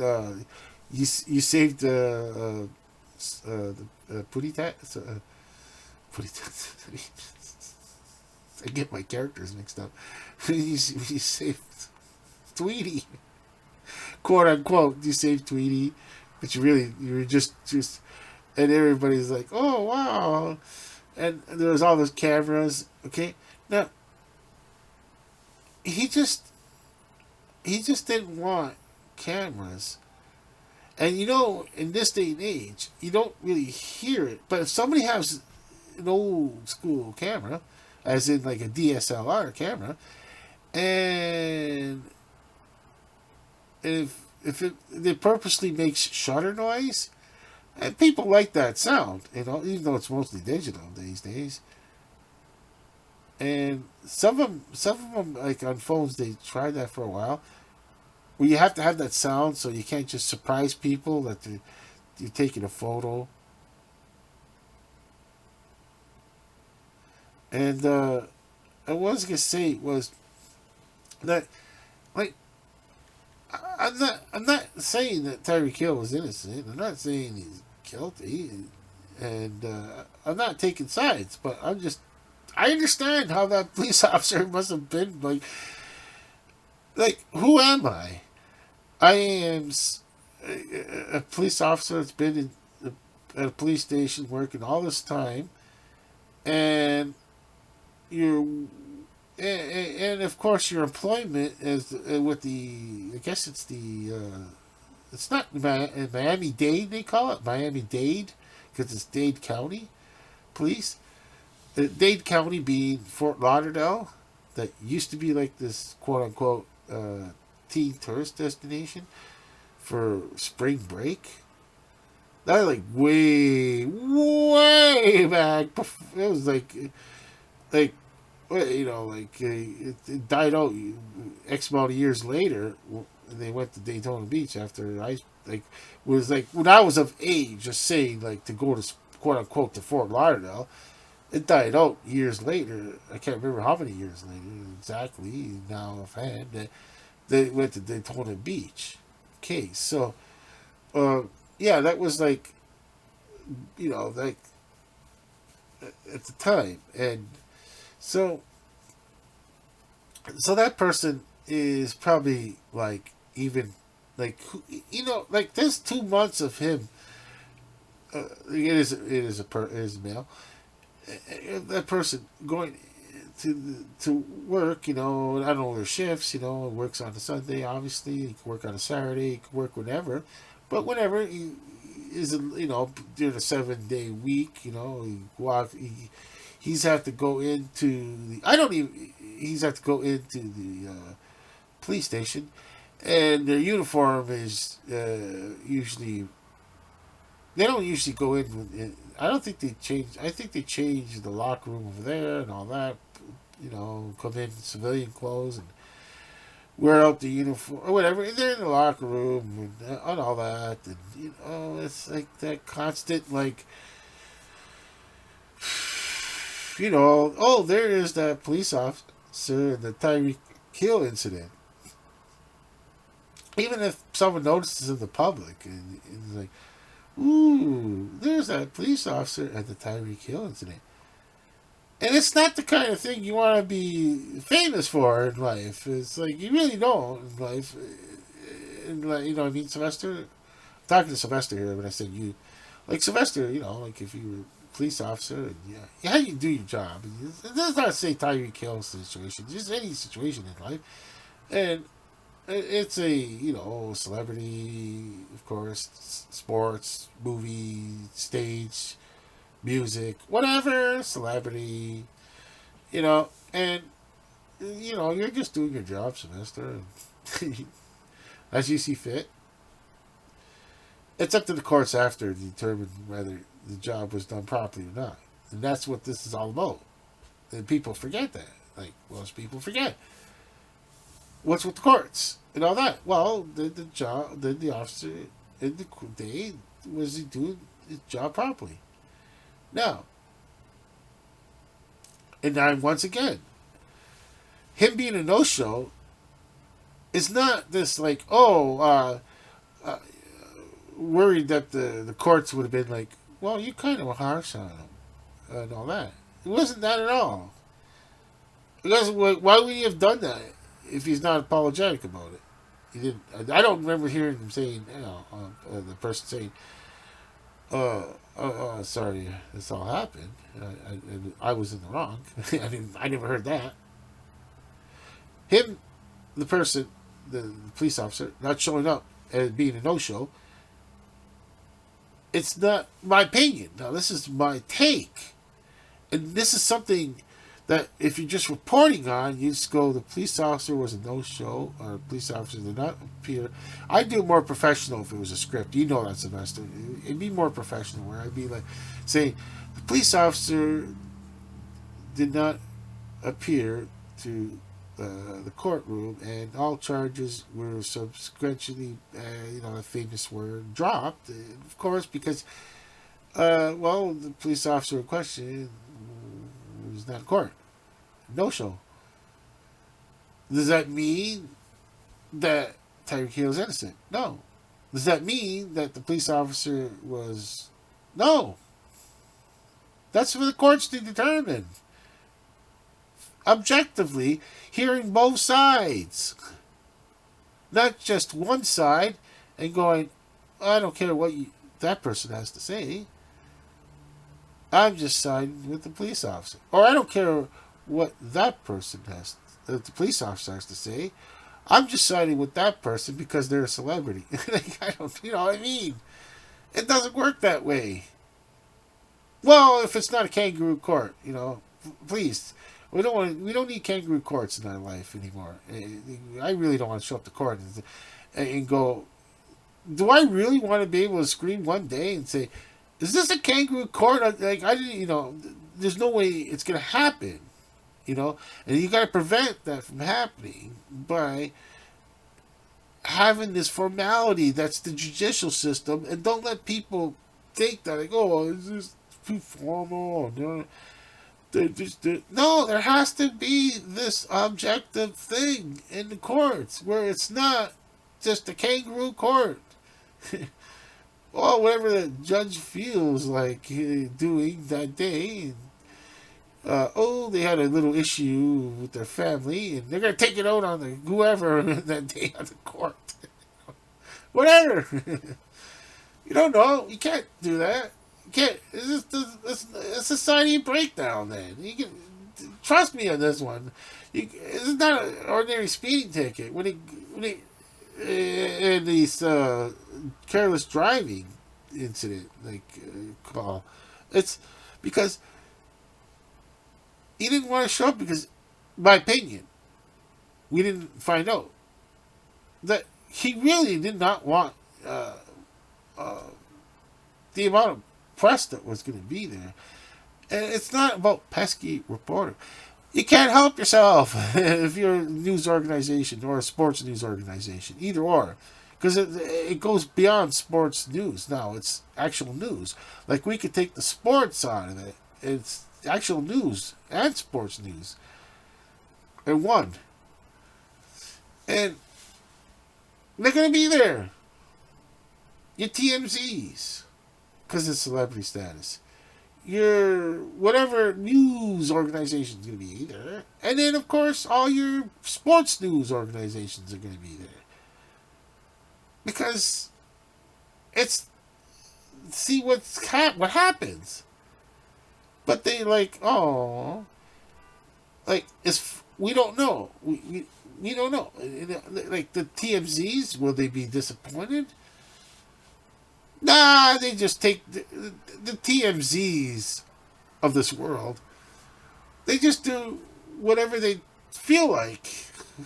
Like, they're,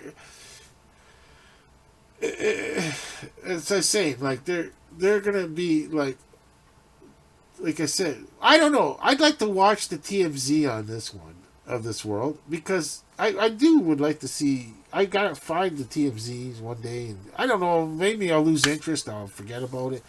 But I like to see the TMZ take on it, because it's gonna be obvious that they're gonna, like, oh, it was a no show, and then I don't know how they're gonna be on this no show notion, where maybe they'll say what I'm saying. One of them will say this is a whole group of people, and when you get a whole group of people talking, you, there, one of them will come with this suggestion of, well, this is what I'm saying. Like, this is like the TMZ version of the Sports News Review, and what I'm doing right at this moment. And I'm one of these people in that TMZ room that would have been like, TMZ Sports News, the Sports News division.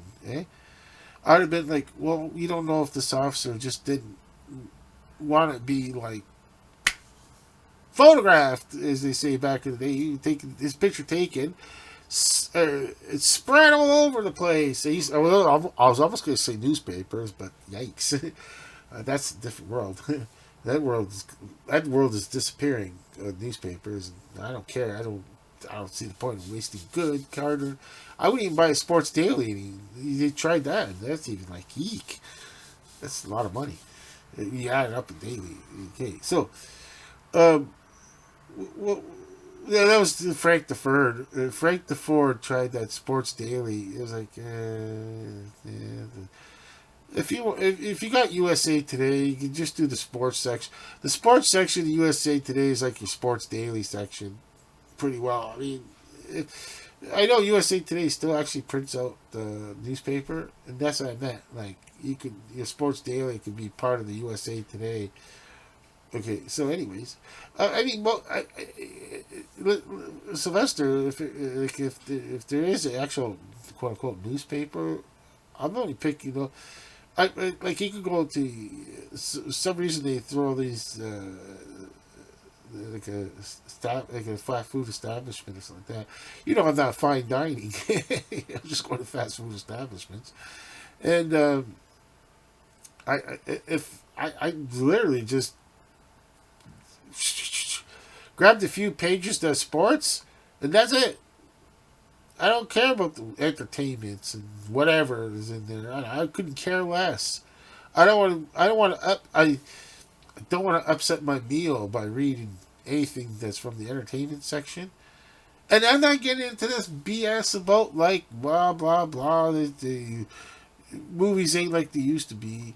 Yeah, I don't want to watch True Grit. I don't think kids. I didn't want to watch True Grit when I was young. What kid wants to watch True Grit? John Wayne's grandson, starting John Wayne's grandson. I didn't want to watch it when I was way back in the day. What, am I going to sit here and lie and say, oh yeah, I wanted to watch John Wayne and I wanted to watch... No, I didn't. I wanted to watch the Al Pacinos and the Serpicos of the world, the Serpico movies.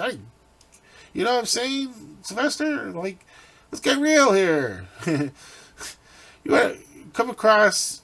We all, like, later on in life, is people are going to come across saying that Oh yeah, I used to watch John Wayne when I was 17 back in. Yeah, no, you did not.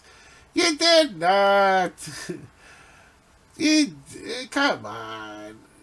You wanted to watch Serpico.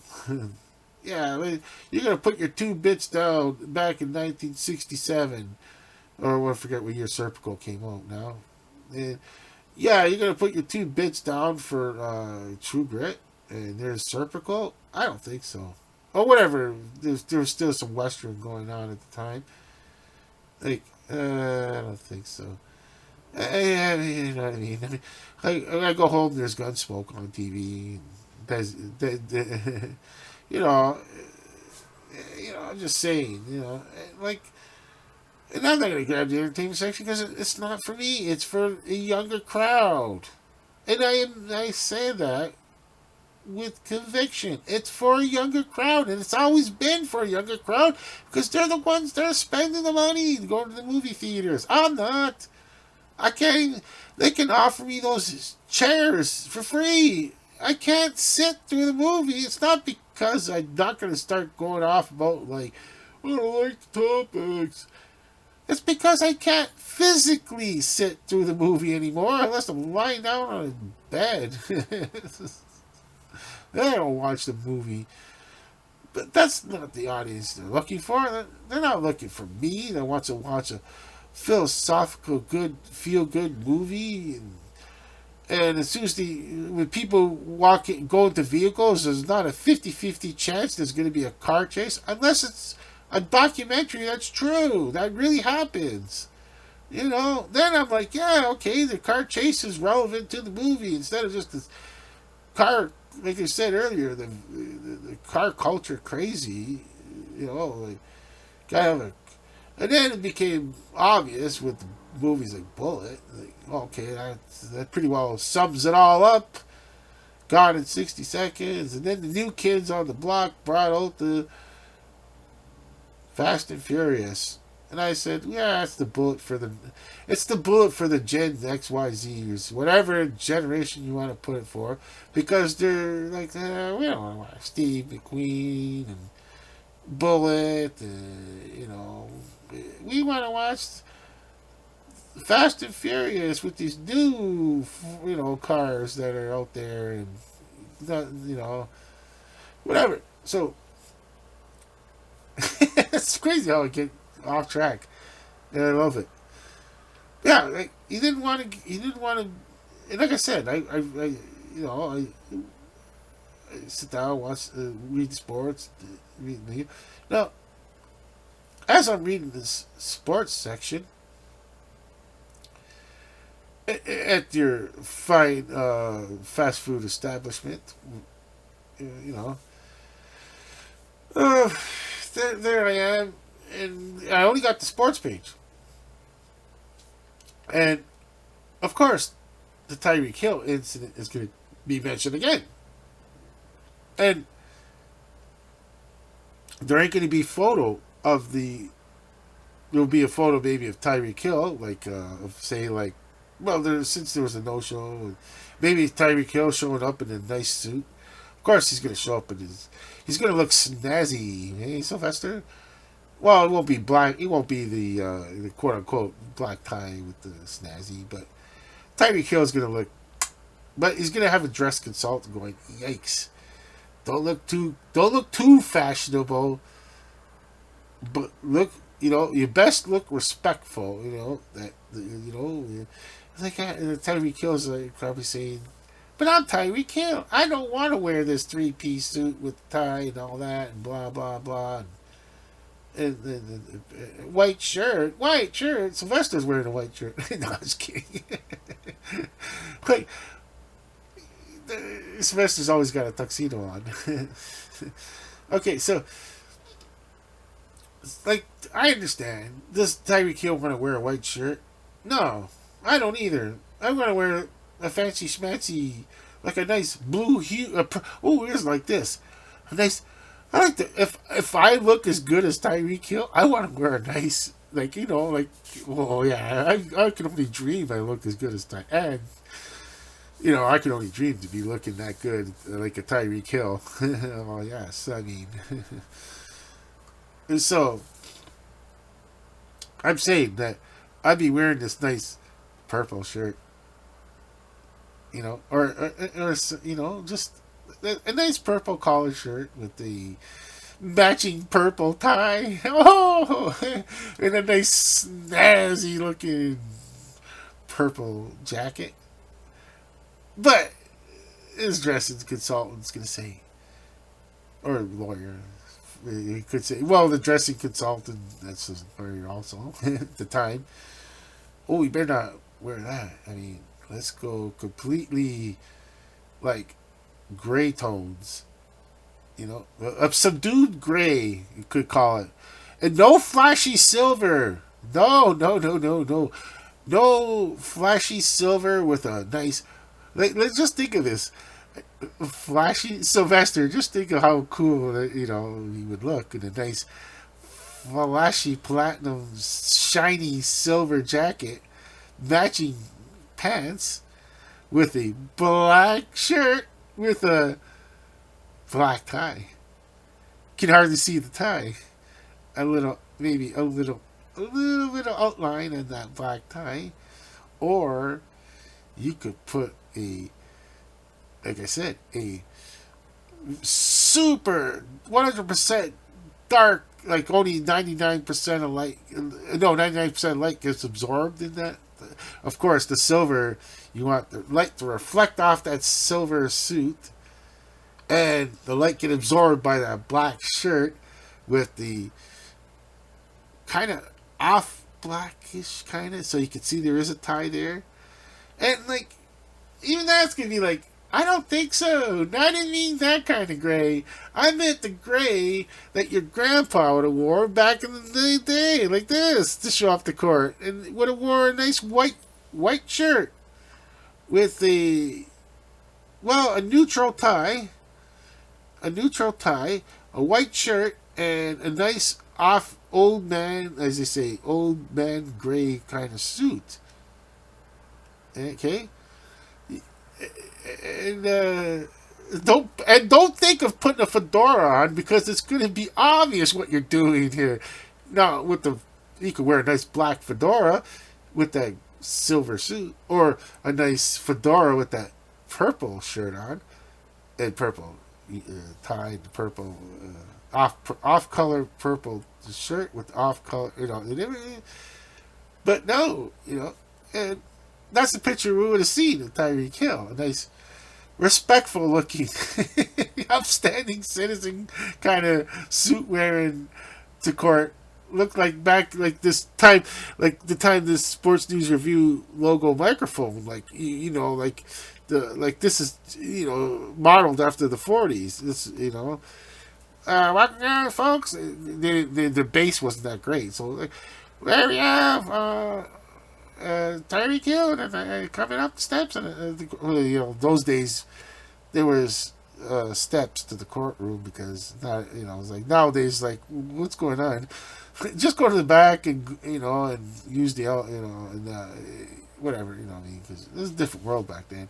Anyways, so well, who knows, that Dade courthouse could have probably just been on the single flat floor anyways, and yeah, so there would have been a picture of Tyreek Hill, possibly, or used the file photo if they weren't there that day, because it was, they didn't pay for that photographer, as they say. I'm so objectively funny, yeah, because that's how when you bring it out how it really is, people, it's funnier. It is funnier than like to try to make it up. But I just say, I know it's made up, but it's kind of like, I could see that happening, of course. And then the police officer, what is he gonna wear? Obviously, he's gonna wear his uniform. What else is he gonna wear? Is street clothes? No, he's on duty. He's gonna be on duty. He's paid. He's get paid. You get paid to show up to court. If you're getting paid to show up to court, you're not undercover. Yes, you're trying to hide from the photographers, but you're not undercover. And so, yeah, that's all it'd be. It won't see his picture, and they won't even. Well, it'll just be a mention of his name, and that's it. And that's what he couldn't handle. Is probably my guess is they couldn't handle all that. So it's like I just it's a speeding thing, and trust me, I'm saying this from neutral's perspective. Everyone's learned their lesson about speeding around the NFL stadiums in any city now. That okay, you want to go through all this process, or you want to just drive carefully because there's people, there's pedestrians. You get hit by you know. So, anyways, that's my take on it, and I'm just trying to be funny. Okay, so let's go to the injuries. We'll go quickly because there isn't much. Okay, so I know that. Is it injuries? Tommy DeVito's one where suspect, and it's kind of funny that this. Well, here comes the cynical sports news review take on it, Sylvester, where it's like Tommy DeVito injured, and the coach Davo saying, "Oh, I hope he gets to play." How we get into that whole thing of, oh, come on. They just want to lose. They want to lose. You got rid of Daniel Jones. And you told Daniel Jones to, like, here you go where you feel like it. There's no point of us having you stick around the place and being you're still a New York Giant, part of the New York Giant organization. Anytime you talk, you get to say it with a uniform on. See? Yeah. Yeah, see, Sylvester, these are the things, like these, what I'm talking now. These are what I go through in my process to do a script. I don't put that out there because I don't have time to explain like I do now. It's like I'm just being funny and non-biased. Okay, so yeah, I'm just saying, like, you got. Like, yeah, he'll be wearing a New York Giant uniform, and it'd be like a practice, and wait, he'd be sulking at practice. He's allowed to sulk. You're allowed to sulk at practice. What? Well, how are you gonna prove it? What? You have your arms folded? Oh, no arms folded. It'd be like the look you have, Sylvester. Like, what's going on? I'm not allowed to have my arm folded now? Like, come on. What are we, grammar school here? You can't protest by having your arms folded? How do you know I'm just not folding my arms? That's just what I'm doing right now. I'm just saying, Sylvester, if there's Daniel Jones at the practice field. The way Dayball screams on the sideline, yeah, he wouldn't be able to handle that. He wouldn't be able to handle those silent protests from those the snickering silent protests from Daniel Jones. Well, quote, the old fashioned eat up Brian Daboll, the head coach. It would eat him up. It's like because the snickering that would be behind Daboll's back with the players going like just the pure laughter and enjoyment that and the thing is that the practice, like, this is my opinion, Sylvester, is that when if Daniel Jones was still there, and they figured, oh, we could stop him from talking to the reporters because he's wearing a New York Giants uniform on. He's still employed in the New York Giants, and we're gonna get our lawyers to figure out anything he says how to.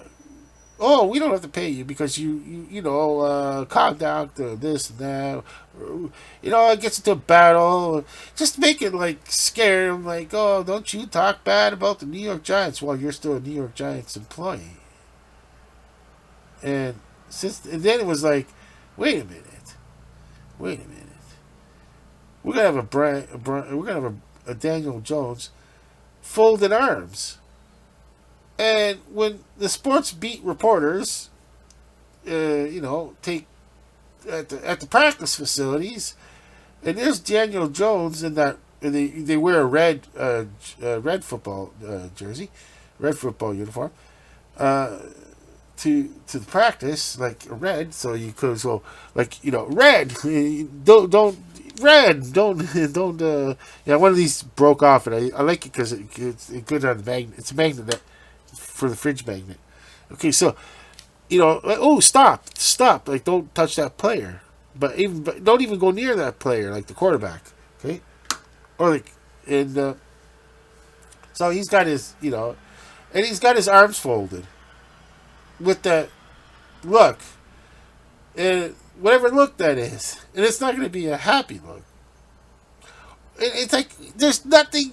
I'm just saying there isn't anything that Daniel Jones can do, like arms folded with a smile.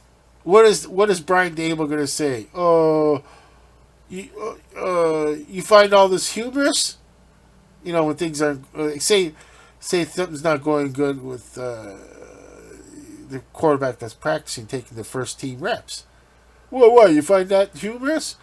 And he's going to look like a fool, Brian Dable, when Jones is going, what? What? What? I'm just standing here just enjoying the scenery. What's going on? Okay? Or then Brian Dable was watching him with his arm, Daniel Jones watching him with his arms folded, and he's doesn't have a happy face. He's just got like this neutral look on him. It's like, or even just maybe a bit of a frown, whatever. It was like, whoa, what? Just Brian Dable to Daniel Jones. What? You're not happy here? And it's like, what are you talking about? Not happy here? I'm just sitting here looking at the play, and like so to avoid all that. And there, people are smarter than me. Remember, I'm sorry, Brian Dable is a very emotional kind of guy. It seems that he just kind of, the way I see him on the sidelines, he just anything. He just goes, he tries to just kind of the situation. So the organization. Remember, these are like huge corporations. Okay. And it's like they could solve with the team and say, when you have Daniel Jones out there, and I've explained the situation now to these folks out there, it's just going to look bad at practice. And once he's out of uniform, we could tell that Daniel Jones is a respectful kind of person, that he's not going to start trash talking this and that, blah blah blah, because he wants to still play. What team wants a player that's going to be a disgruntled trash? Unless you're really really that good, it was such a like, oh wow, whatever. But if you're just like, oh, you come on our, because that'll be on our next story coming up too, just Daniel Jones. Yeah. So they released Daniel Jones because he knows he's just a person that's not going to start trash talking and that, and he won't be a distraction, as they say. So, like, I don't really mean to be mean, but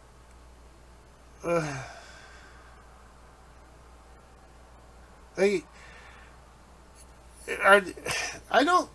This is my old take, Sylvester. I don't think that New York Giants really want to win games. But once again, they can't admit it. They will be losing something more valuable than a little bit of money, fines, and that's what they're trying to obtain, which is the first round picks. They don't want to lose their first round pick. So it's like, and plus they didn't have to pay, and then they finally release them, and they don't have to pay Daniel Jones. He may get hurt in practice for $23 million, and then $23 million. He can't do this physical. Who knows? Maybe. Hey, you never know. The player sees that Daniel Jones has got a red shirt on. Doesn't matter. Still goes after him. Goes, oh, my fault. Oh, sorry about that. He just costed the team $23 million. Daniel Jones could get hurt, and then Daniel Jones go, you know what? I'm hurt, and I am legitimately hurt. X-ray shows the little crack in my rib, and next season, like, oh, he can't run, can't walk, he can't run anymore like he used to. Can't throw. It hurts when he throws. The doctor can't bet. $23 million later. Avoid all that. Yeah, just release him. Just release him. Avoid the 23 mil. Avoid the headaches. It's over, folks. It's over. Then we go to the NFL rumors with this segue. And then, of course, I'm going to do my top NFL rumors story so far. I'll look and see if there's any others. I know that Daniel Jones is rumored to be Minnesota Vikings. Let me look it up again. Just make sure, Sylvester, because I'm doing it from memory. Didn't do a script. And when it's a script, it's more accurate. It's a lot better, of course. Okay, so let's go with NFL rumors. Okay.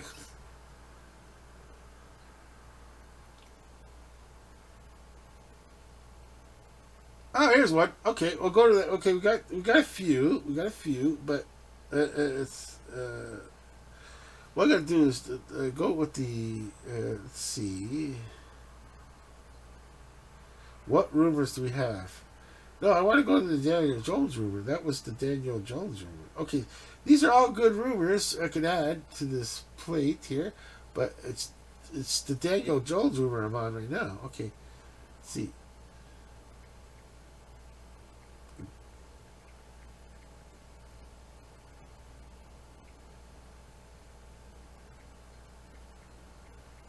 Okay, Daniel Jones rumor.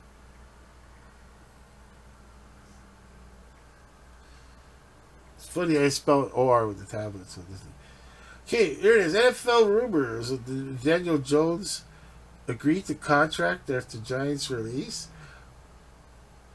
Oh, okay. We got two of them here. Okay, we got two Daniel Jones things going down here. Okay, NFL rumors. Daniel Jones Vikings agreed to contract after Giants released. Oh, that is one delicious rumor. I don't know, because the whole delicious part about it is, uh, I just can't imagine like what would happen if it's true.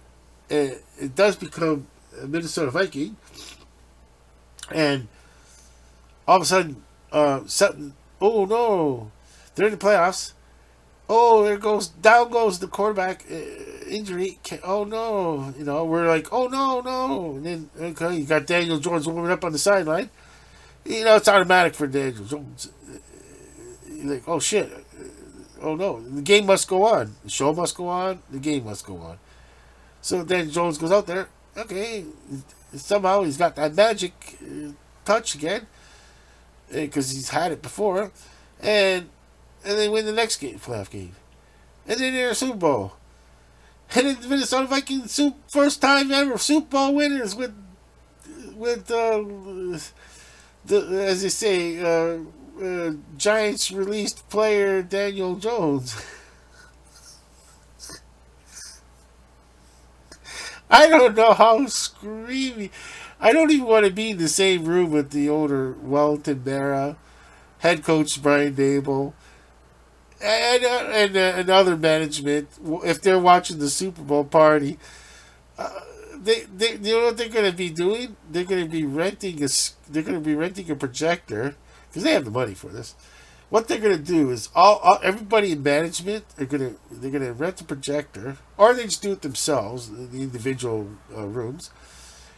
And why a projector? Because that way they can throw it on a screen that's like worth not much money. Who cares? Somebody in one gig is, and what they're gonna do is watch the game you can have the projector overhead, so you don't, so no knocks it over, touches it, or whatever. And while the game is being played, you can see your Wellington Mayor, the owner, I forget who the general manager is, and Brian Dable throwing things at the screen, and it's not like a like let's just a. I'm just saying, like, you don't want to.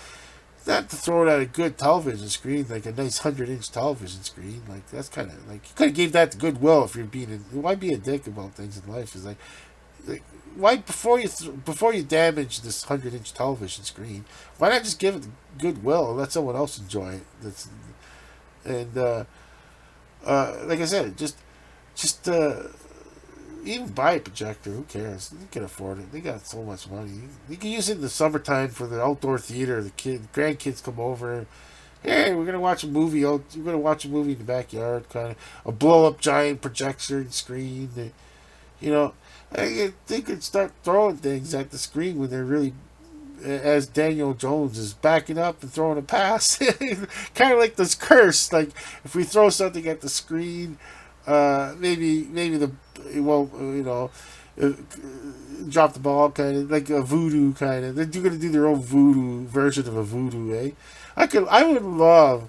That would be just the cynical and hilarious part of me. Just love to watch Daniel Jones in the Super Bowl with the Minnesota Vikings, if this rumor is true, and be in the same room with Brian Dable watching this.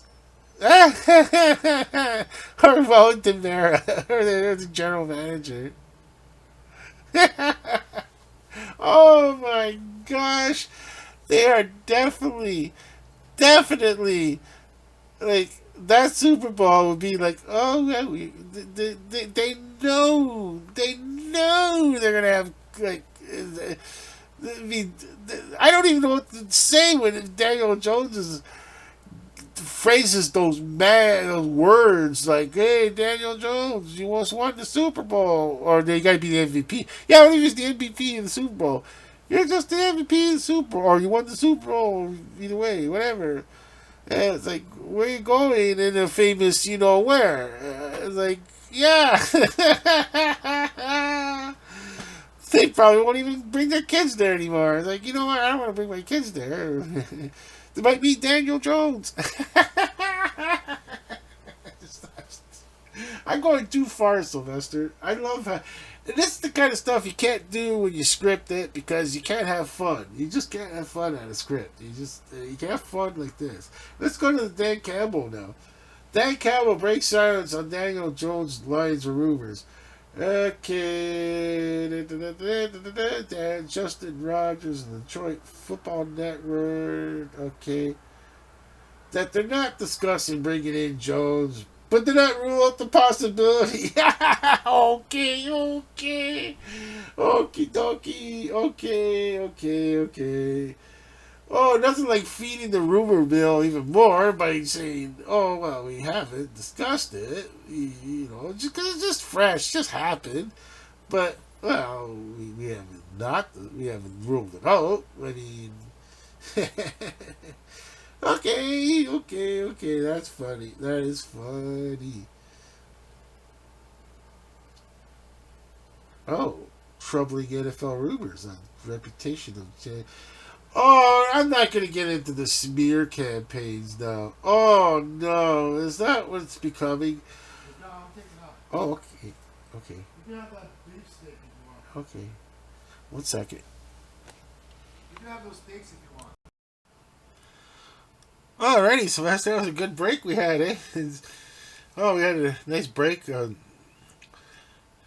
had the roommate that said, "Hey, I cooked. I had yesterday's meal. He cooked in the fridge, and says Sylvester and I can have it." And I'm like, "Yeah, sure." So we enjoyed that meal. Oh, that was a nice break. I was really. I didn't realize 2 hours.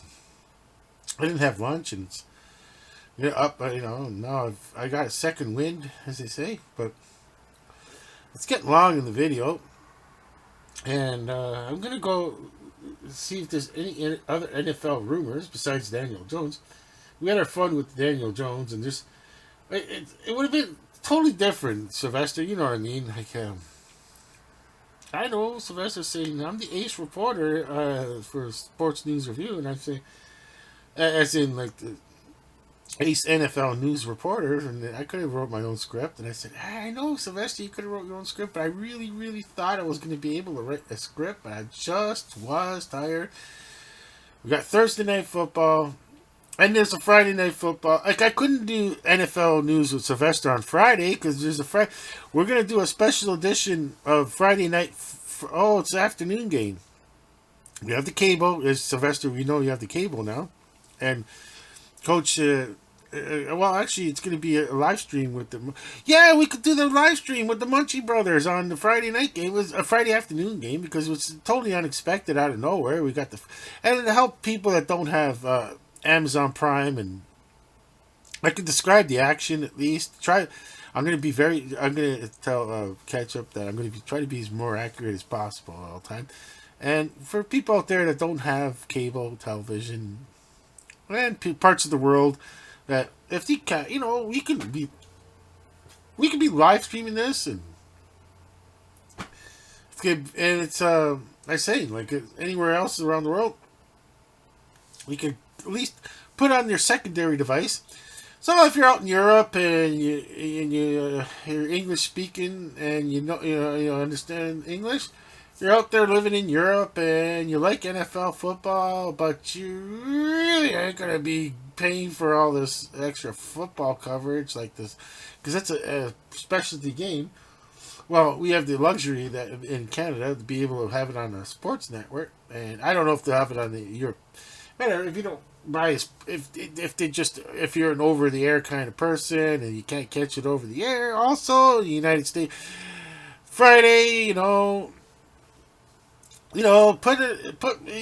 hoping that people can, well, like I said, if they're watching it and they put me on as a secondary device to get a good laugh, maybe a few laughs here and there. But if you don't have the chance to watch the game, and you don't want to dig out, you don't want to go to your grandpa's house and say, can we listen to the game on the AM radio? Because I don't want to whip out the AM radio right now. I don't even know. We don't even have an AM radio in our house anymore. We're 100% digital, and radio stations we only have an FM receiver. And yeah, nowadays people buy the stereo system, the old fashioned stereo system. They don't even buy the AM set. They don't even buy AM radios anymore. I understand completely. Not everybody's like me that was willing to do live stream watch parties with the AM radio, not playing in the background, obviously, but like describing the action with headphones on, listening to the radio. Until cable came through, the whole spiel about Sylvester with the cable, and it's becoming its own soap opera at Sports News Review with all the way I talk nowadays. But yeah, so if you're out there, like I said, they still like. I heard they still like watching variety shows in Europe, and so they could be watching their variety show and clapping along with everyone else in the room. The over the air television, or they're at some setting and everybody's watching like it's it's like 9 o'clock at night, and you can be wherever, and there's all a bunch of people together, and it's Friday night, and they're all clapping for the new Eurovision award popular music shows on, and they're listening to some band I've never heard of course, and I never will, and they could put me on as a secondary device, and I will be describing the action of the game on Friday. Okay. So, with that, let's see if there's any NFL rumors out there, other than that. NFL rumors. Rumors, schmoomers. Let's see. Seahawks place guard Anthony Branford on IR, designate Tony Forsythe for return. Tackle. That's not TMZ worthy rumor. That's more of a hardcore sports football rumor. The average, I don't, I looking at the players and like, yeah, you got to be a super Seahawks fan or a gambler to really digest this kind of rumors.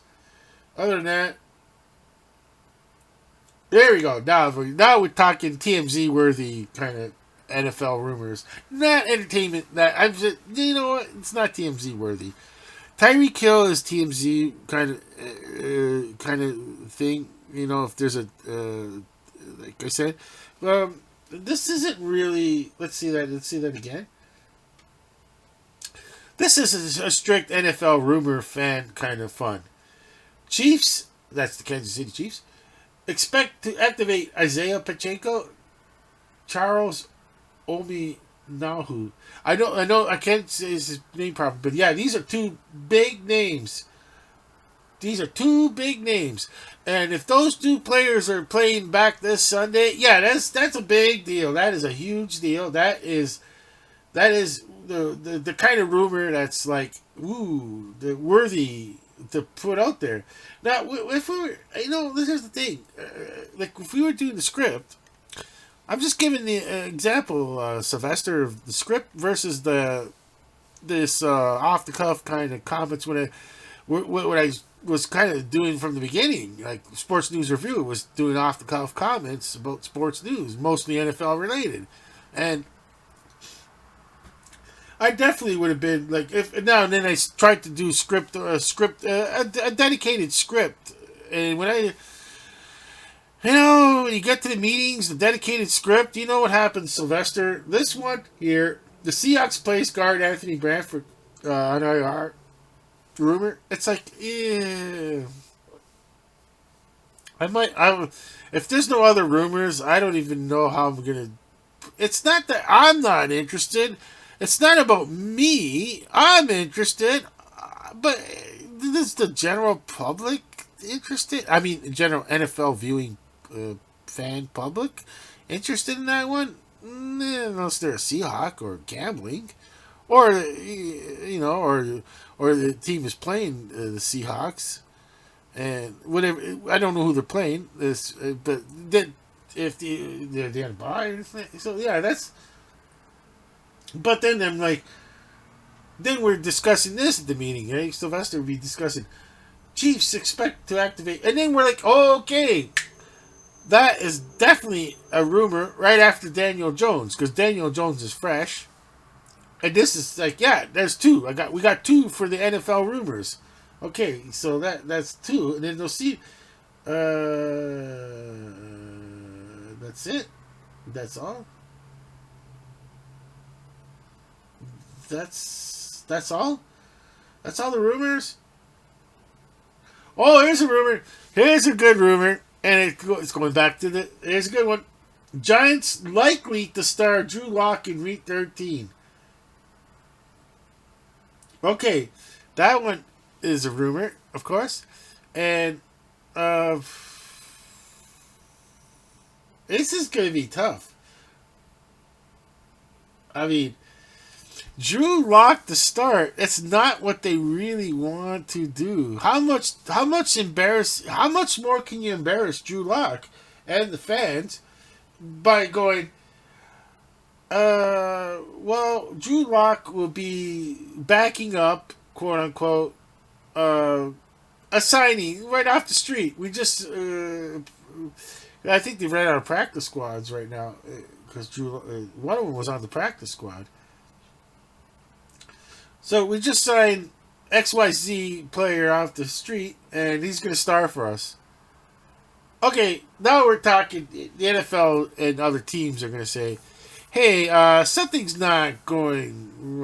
Something's a little, suspect here. Suspicious, you could say. That, like, wait a minute. New York Giants are going to start a quarterback that hasn't seen NFL action for at least 6 months or a year. Who knows? Like, not even on a practice. Like, who's ever available. Oh, they're. Like they're at home right now. Back in last let's just say this week, this Monday or Tuesday, whatever, it's Wednesday, and another notification could be a big one.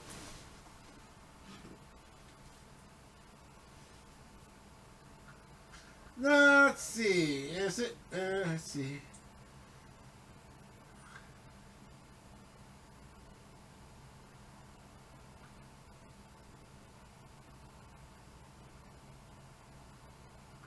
Okay, no problem. No problem there. Okay, okay, good. Got something for later. Okay, okay. Another notification came in. Okay, yeah. I mean, come on. They're gonna be like, oh come on. We're gonna like you say like we're this. You got Drew Lock here, and you're gonna just Tommy DeVito is not available due to the forearm injury, which is it happens. He doesn't want to aggravate it even more, and it's like Drew Lock might actually win the game. There's not in the plans. It's not. Let's get realistic here. It is not in the plans here. So the I know it's the cynical me and saying that we last season we reported on Tommy DeVito and we were all happy for Tom and and we and in our prognosticator Felix even said, hey, don't forget to wear that jacket or the suit. Maybe he didn't, because then it went downhill from there. Like it was a real feel good story, and I said that back then. This is a part of the NFL feel good story. Can't use that one this week. I mean, because he's injured. We have a different one this week. The NFL feel good story would have been that Tommy DeVito is back playing in the NFL because we had him as a feel good story last season. Then I said it too. I said, if I would I take the Tommy DeVito life as in like a playing career at this moment? Yeah, sure, I'd go. Yeah, it's better than not playing. Winning was it 4 games if I remember correctly? 4 games. A person like me winning 4 games in the NFL and then next season is somehow still on the team and is playing in a game again. And you can't blame. Okay, we're not going to blame. I mean, he's just last year was a feel good story. This year it's like, oh, you're hoping for another feel good story, but it didn't happen. But yeah, I'll take it. I would take it. I would take it in a New York minute. I mean, New York City minute, not New York Giants, where they play out in the burbs. And nothing wrong with New Jersey. I don't have anything. I don't have anything. There's nothing wrong with New Jersey. You got your. Like I said, big cities. Still, for me, it's like, well, I don't. I'm if I'm living in Ontario, Canada, you got your big cities. Let's just throw a big city out there like Ottawa, the capital, or, and here I can't make it to Ottawa, the capital anymore because I'm just my health is not the greatest. But like, where am I eating in Ottawa, the capital? I'm too intimidated, if I even have the money, to go to these fancy schmancy restaurants. I'm eating at the fast food chain. Or try to find maybe an independent kind of place. Maybe a one-off restaurant that's affordable, affordable, as they say. And, I'm not really a fancy schmancy kind of restaurant kind of deal kind of guy, you know what I mean? So, yeah, I don't know. I mean, what I like I said, when I take the story, like I said, I don't have like I'm saying like I don't have anything against the burbs. You know what I mean? As you say, fellow suburbanites or burbs. If I'm not a suburbanite anymore in life, and uh, come and go. I was.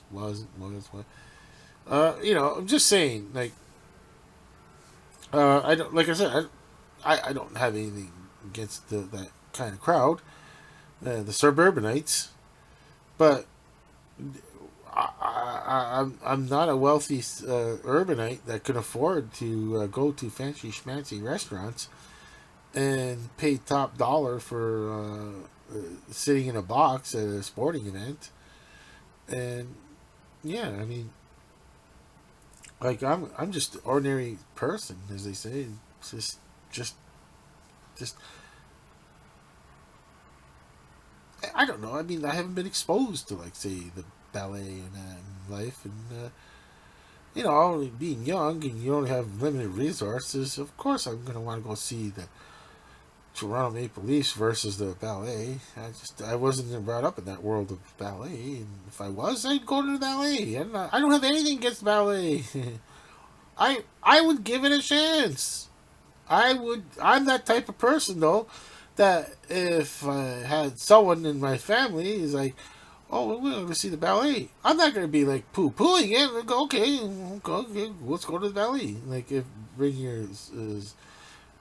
if I had grandchildren, just saying, like, bringing the grandchildren to the ballet. Sure, I'll bring the grandchildren to the ballet if they want to see the ballet. I'm 100% with it too. I'm not going to be there with my arms folded and plugging in the AM radio headphone set to maybe catch a sporting event. I'm not rude and crude like that. Either in or out. That's it. There's no ifs, ands, or buts. You don't do half in, half out, and kind of deal. Okay, so, anyways, so yeah, I mean, like, I mean, just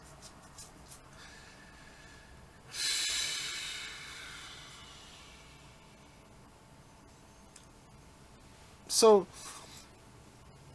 I don't know. I mean, what are you gonna say about, like, the whole Tommy DeVito? All started trying to be apologetic to fans out there that live in New Jersey suburbs and go watch the Giants. I mean, yeah, I consider them NFL fans. I consider them okay. It's not like, so what? That was back in my day. Yeah, we could romanticize about those days when the New York Jets, Richard Todd, the New York Sax Exchange playing at Shea Stadium. It just had that feel, it just had a different feel. I understand completely that you just can't bring with you to the suburbs. It's like, if you're in Canada, you know, it's part of your heritage. Rush, the band, progressive rock band, by the way. Most people forget that they are progressive rock. And with Rush, you got that one part in the lyric with the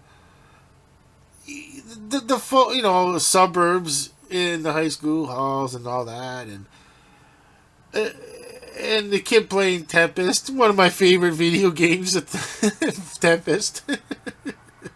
Well, the young student, and it was like Be Cool or Be Cast Out, and they show a scene where he's walking by himself, and the cool kids are in a convertible going by him, and like, that's the society we live in, and that's the suburban society I live in, of, like, be cool or be cast out. And yeah, he goes, the subway, and then the charms, like the charms of the big city that the suburbs just can't provide. I remember back in those days, 'cause I'm a very young person. But I go back to the pinball days when there were all pinball machines, and then all of a sudden, video arcades were coming. It was pinball halls and then video pinball arcades, you could say, and then video arcade halls were coming, and the first one of them was Space Invaders.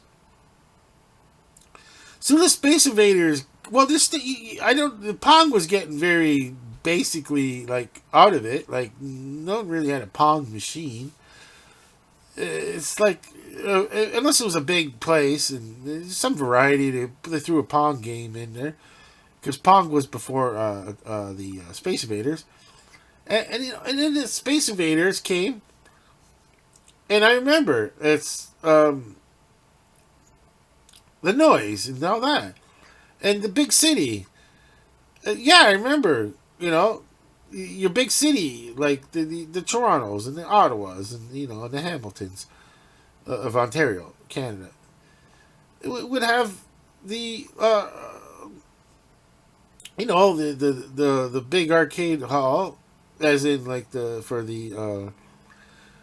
most of the time was still mostly pinball machines in the establishment, and the noise of all the pinball machines being going off and walking in and that, and you got your couples, and someone would have 2 or 3 Space Invader games because there's and then there was some other later on.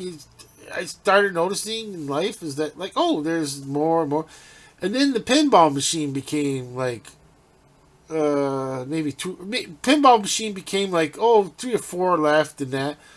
But the point being is that when the video was playing is shown is that, and it's the same with the NF, and it goes to anyone as a New York Jet fan, a young New York Jet fan, and yeah, you cannot describe.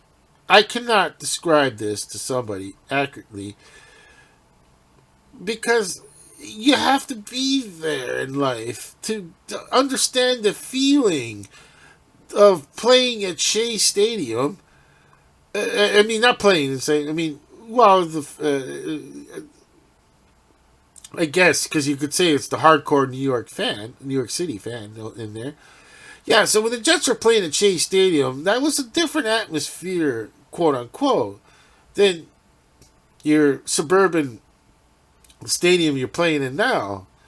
It's just a different world. It was a total different world. And, like I said, I mean,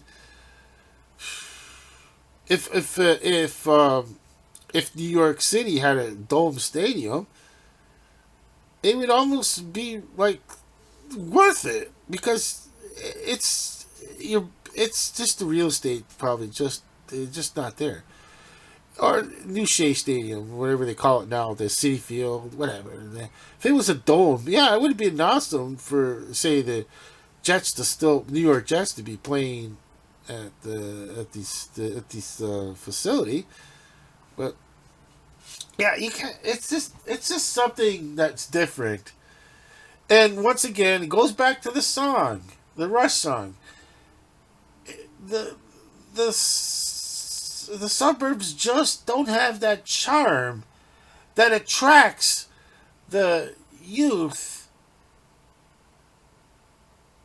like it does the big cities. You get lost, quote unquote, in the big city. Like the person in the video, the Rush video, he is not that person that's in the suburb. Now he's in the big city. It's probably obviously Toronto in the video because 2 members of Rush are from the Toronto area. And it's about like the same thing with the stadium too. It's like Toronto Blue Jays. Like if the Toronto Blue Jays had a stadium outside of Toronto in the suburbs, it doesn't feel like the Toronto Blue Jays to me anymore. It just feels like Toronto Blue Jays playing in what you call the city of Mississauga or outside area, Scarborough, they call it back. It just doesn't feel the same. And they could have had the one time they're part of it'd be NHL rumors. They were one time they were trying to bring the Arizona Coyotes north of Toronto, and they were willing to build an NHL stadium arena, or NHL arena size, and would obviously bring in the Coyotes, and they would have been called the Coyotes. Arizona, they would have just used the name Toronto, the Toronto Coyotes, and it would have been out in the suburbs, and the parking would have been like it would have been like a sterile kind of environment where it's like. But my thing is like I would have did it like this. I would have let the Maple Leaf Sports and Entertainment own both teams. The ownership is neutral, and the management does not consult the ownership on what they do with the teams between like trading. So they're completely two separate entities, but within the same city, and like Toronto is a kind of town that could have supported both teams. They could have, because you would have had your Torontonians going and your Toronto Maple Leaf fans, hardcore Toronto Maple Leaf fans from outside of Toronto going to Toronto Leafs at the back then, the Air Canada Center back then, and you would have had your NHL fan that just hockey, just watching hockey, and the locals that live outside of the area would have been watching the NHL Toronto team, North team, that would have been, and then the rivalry would have been insanity. Plus, imagine them playing when they play each other. Oh wow, that would have been whatever stadium, home game. They would have been against, and then the whole thing would have been the urban versus suburban. You know what I mean? That would have been like quite the thing, and that's like it's just a different feel. It's a different feel of what as you get too down, like you do like I was just saying.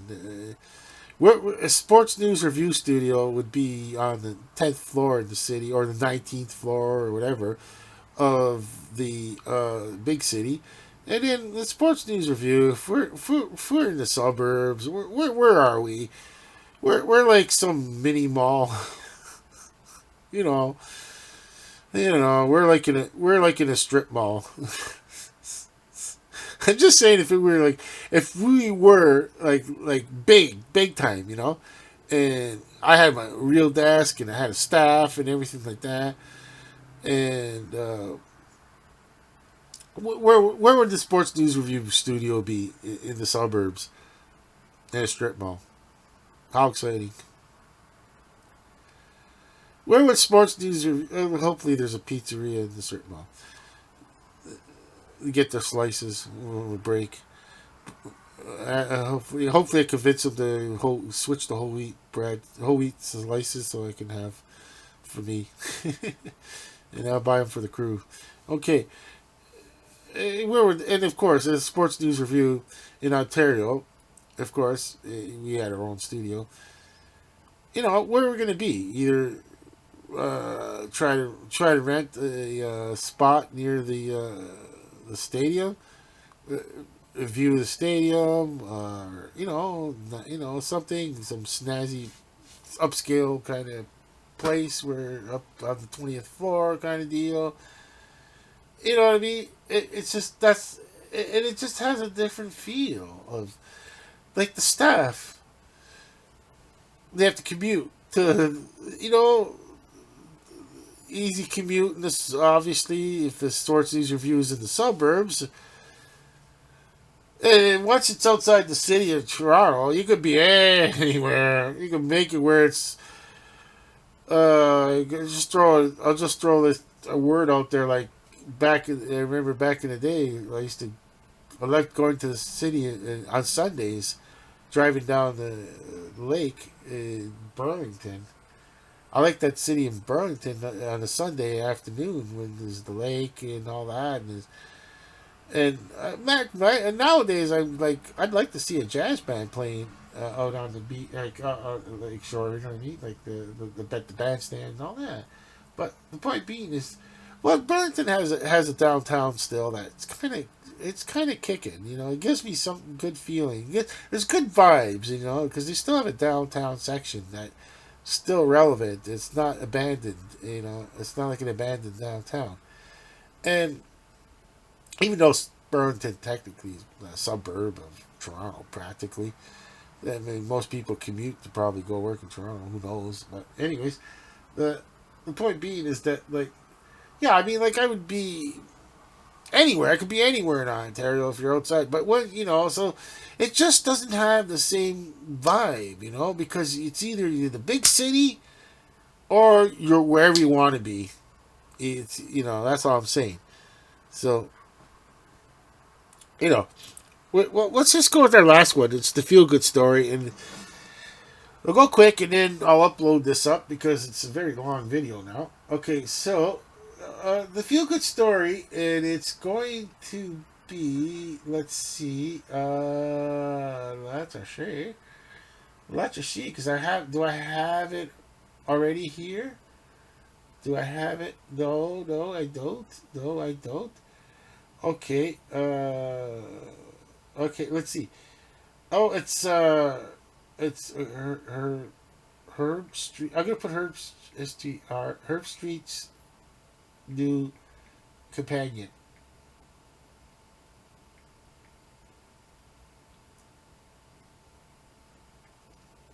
Yeah, because we did report on.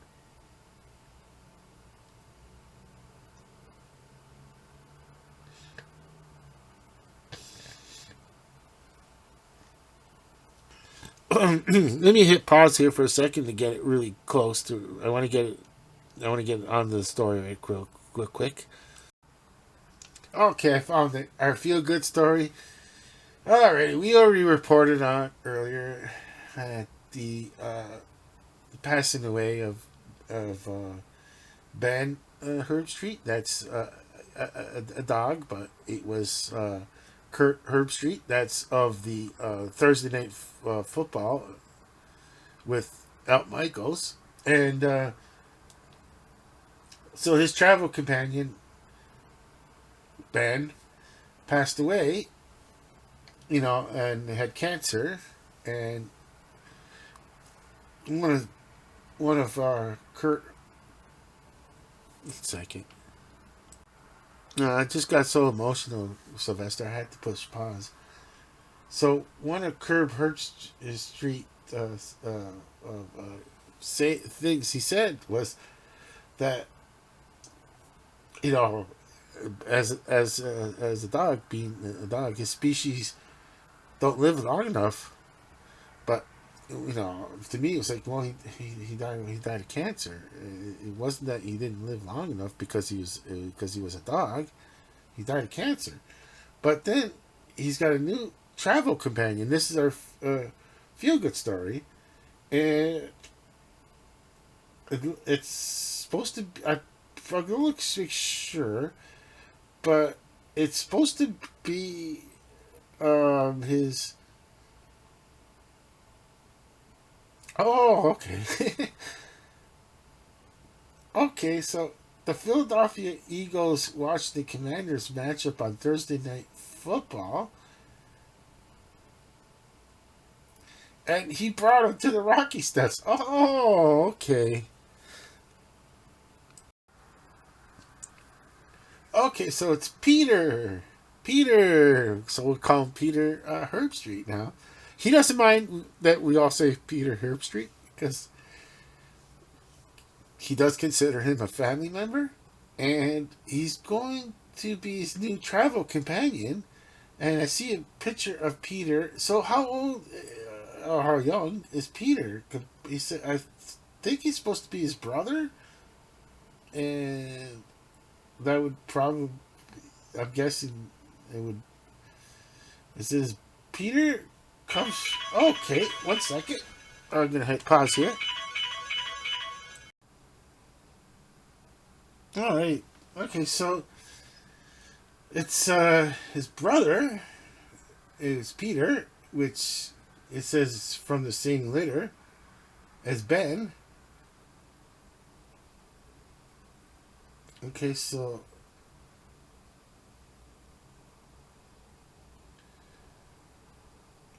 okay, so okay, so Ben was certifiable canine legend, an unmistakable fixture on college football broadcasts.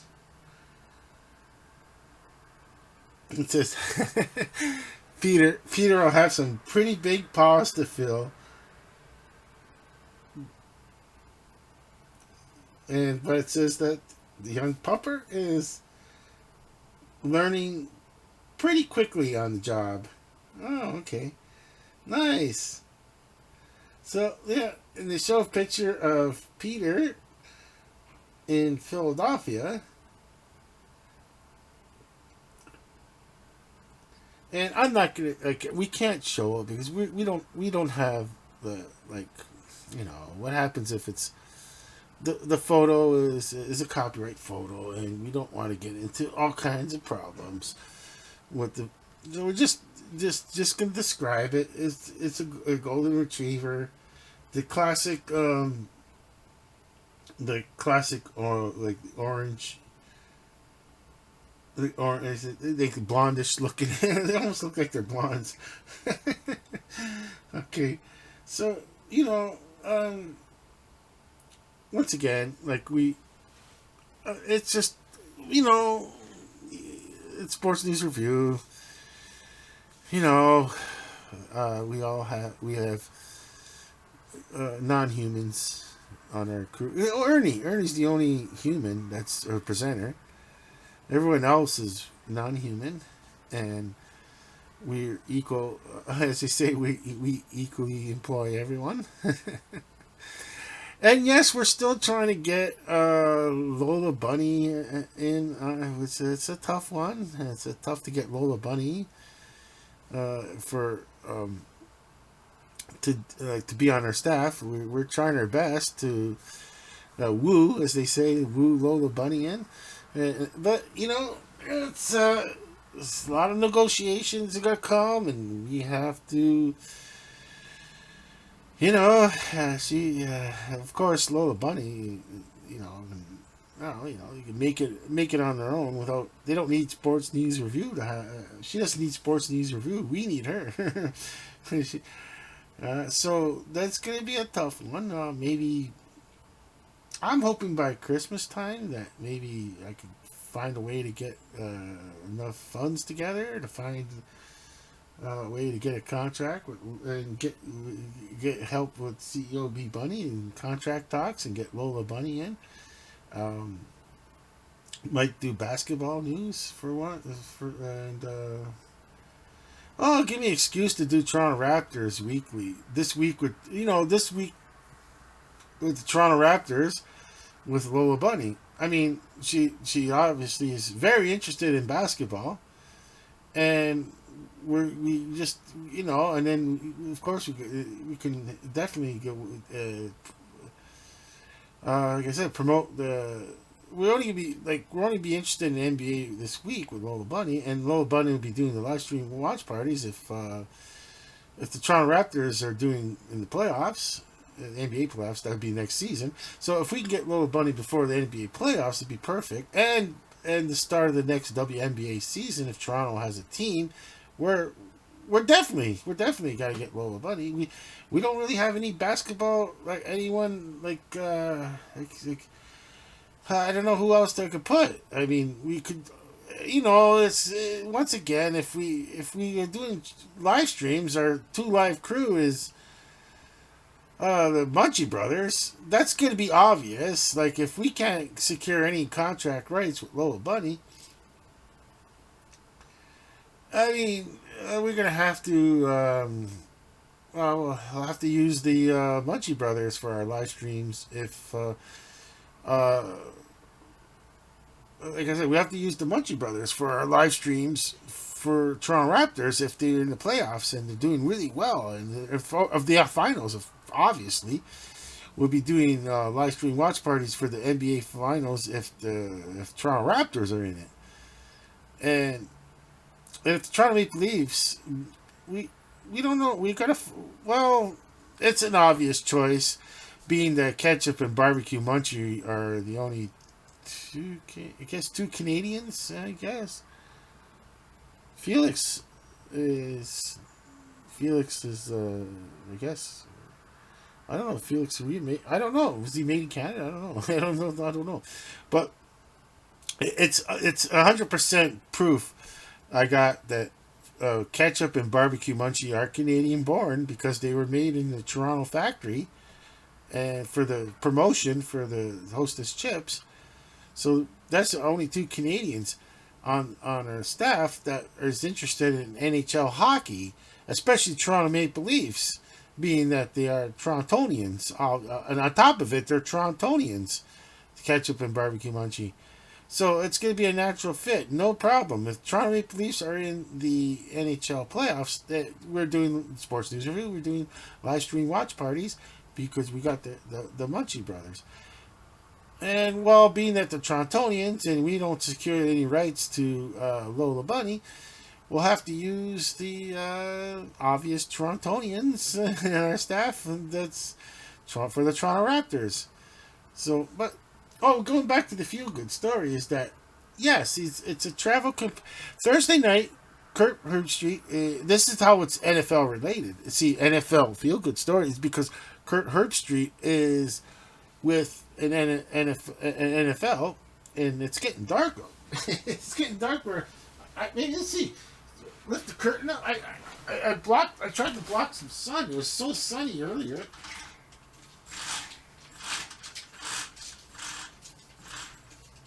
Yeah, there you go. And get some light in here now. Okay, because it was so dark. It's getting dark now. Okay, so anyways,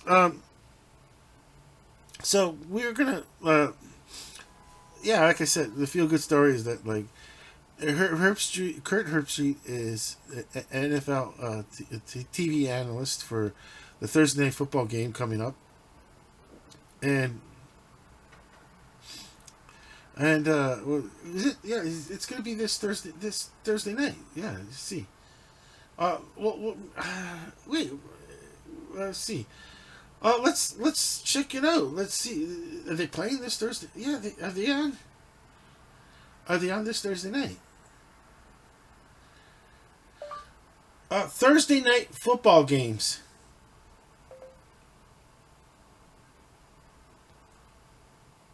Okay, NFL Thursday. Let's see, the Week 13 schedule should be. Oh, I better make sure the volume's down in case some video kicks in with this. Let's see.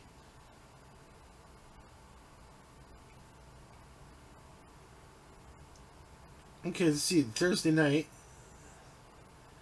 should be is Friday's the 30th? Or is it Saturday the 30th? I don't remember anymore. Let's see. Come on. Let's see. Okay, so week 2. What happened to week 2 Thursday? Okay. Final. Okay. Buffalo. Okay. Week 3, week 4, week 5. Okay. Coming up. Okay. Week 17. Okay. Oh, okay. I got it jammed here. I got it jammed a little bit here. Oh, there it is. Wait, is this week Washington at Philadelphia? That already played. Okay. Oh, Thursday, 8:15. Oh, Detroit's playing at 8:15. I didn't know that. Detroit's usually a 1 o'clock kind of deal. Oh, I didn't know that. So Green Bay's at Detroit. Oh, okay. Then I'm not sure the hell Phil. Oh, the game, the college. That was a college football game because Kurt Herbstreit does college football, and that's why he's in Philadelphia, and he's training, quote unquote, pretending that he's training. The Rocky, pretending that he's training. Okay, so Thursday would be Green Bay at Detroit. Thursday. That's the only pregame we'll do. Maybe we'll do all 3 pregames, Coach. You know what I mean? We'll see. Because there's gonna be. Let's see the Thursday night lineup. Isn't there a Thursday 1 o'clock game? You know what I gotta do is I should have just went to NFL scores. Okay, NFL scores, and then see more. Okay, see more starting. Okay, because this is being Wednesday. Okay. Why did it do that for? I didn't want that. See more.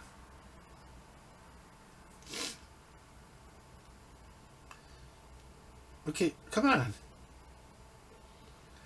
Come on. Okay, there we go. I got it correctly now. Okay. Okay, so tomorrow, 12:30 p.m., Bears and Lions. No, I got that incorrectly for some reason. Okay, no, here it is. Tomorrow, 12:30. I don't know what happened there. That Thursday night thing with the Packers, and it says here though, week 13, Chicago Bears, Lions, 12:30 tomorrow. Then Giants and Cowboys, 4:30.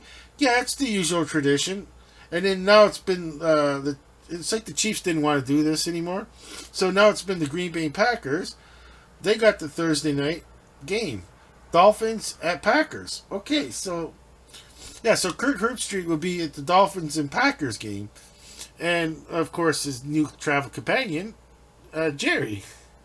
So, well, I feel good. It's been a feel good story. I feel all good. Well, load up this now. We'll get it ready. It looks kind of dark on the right hand side there, dark and gloomy. We are well lit here. I don't have any lights on right now at the studio because it's still daytime, quote unquote, but it just gets dark. So like, I put the blinds down, and of course I'm blocking the. See, you can see how I'm blocking the. Okay, so with all that, for Sylvester and I, we're both saying over and out.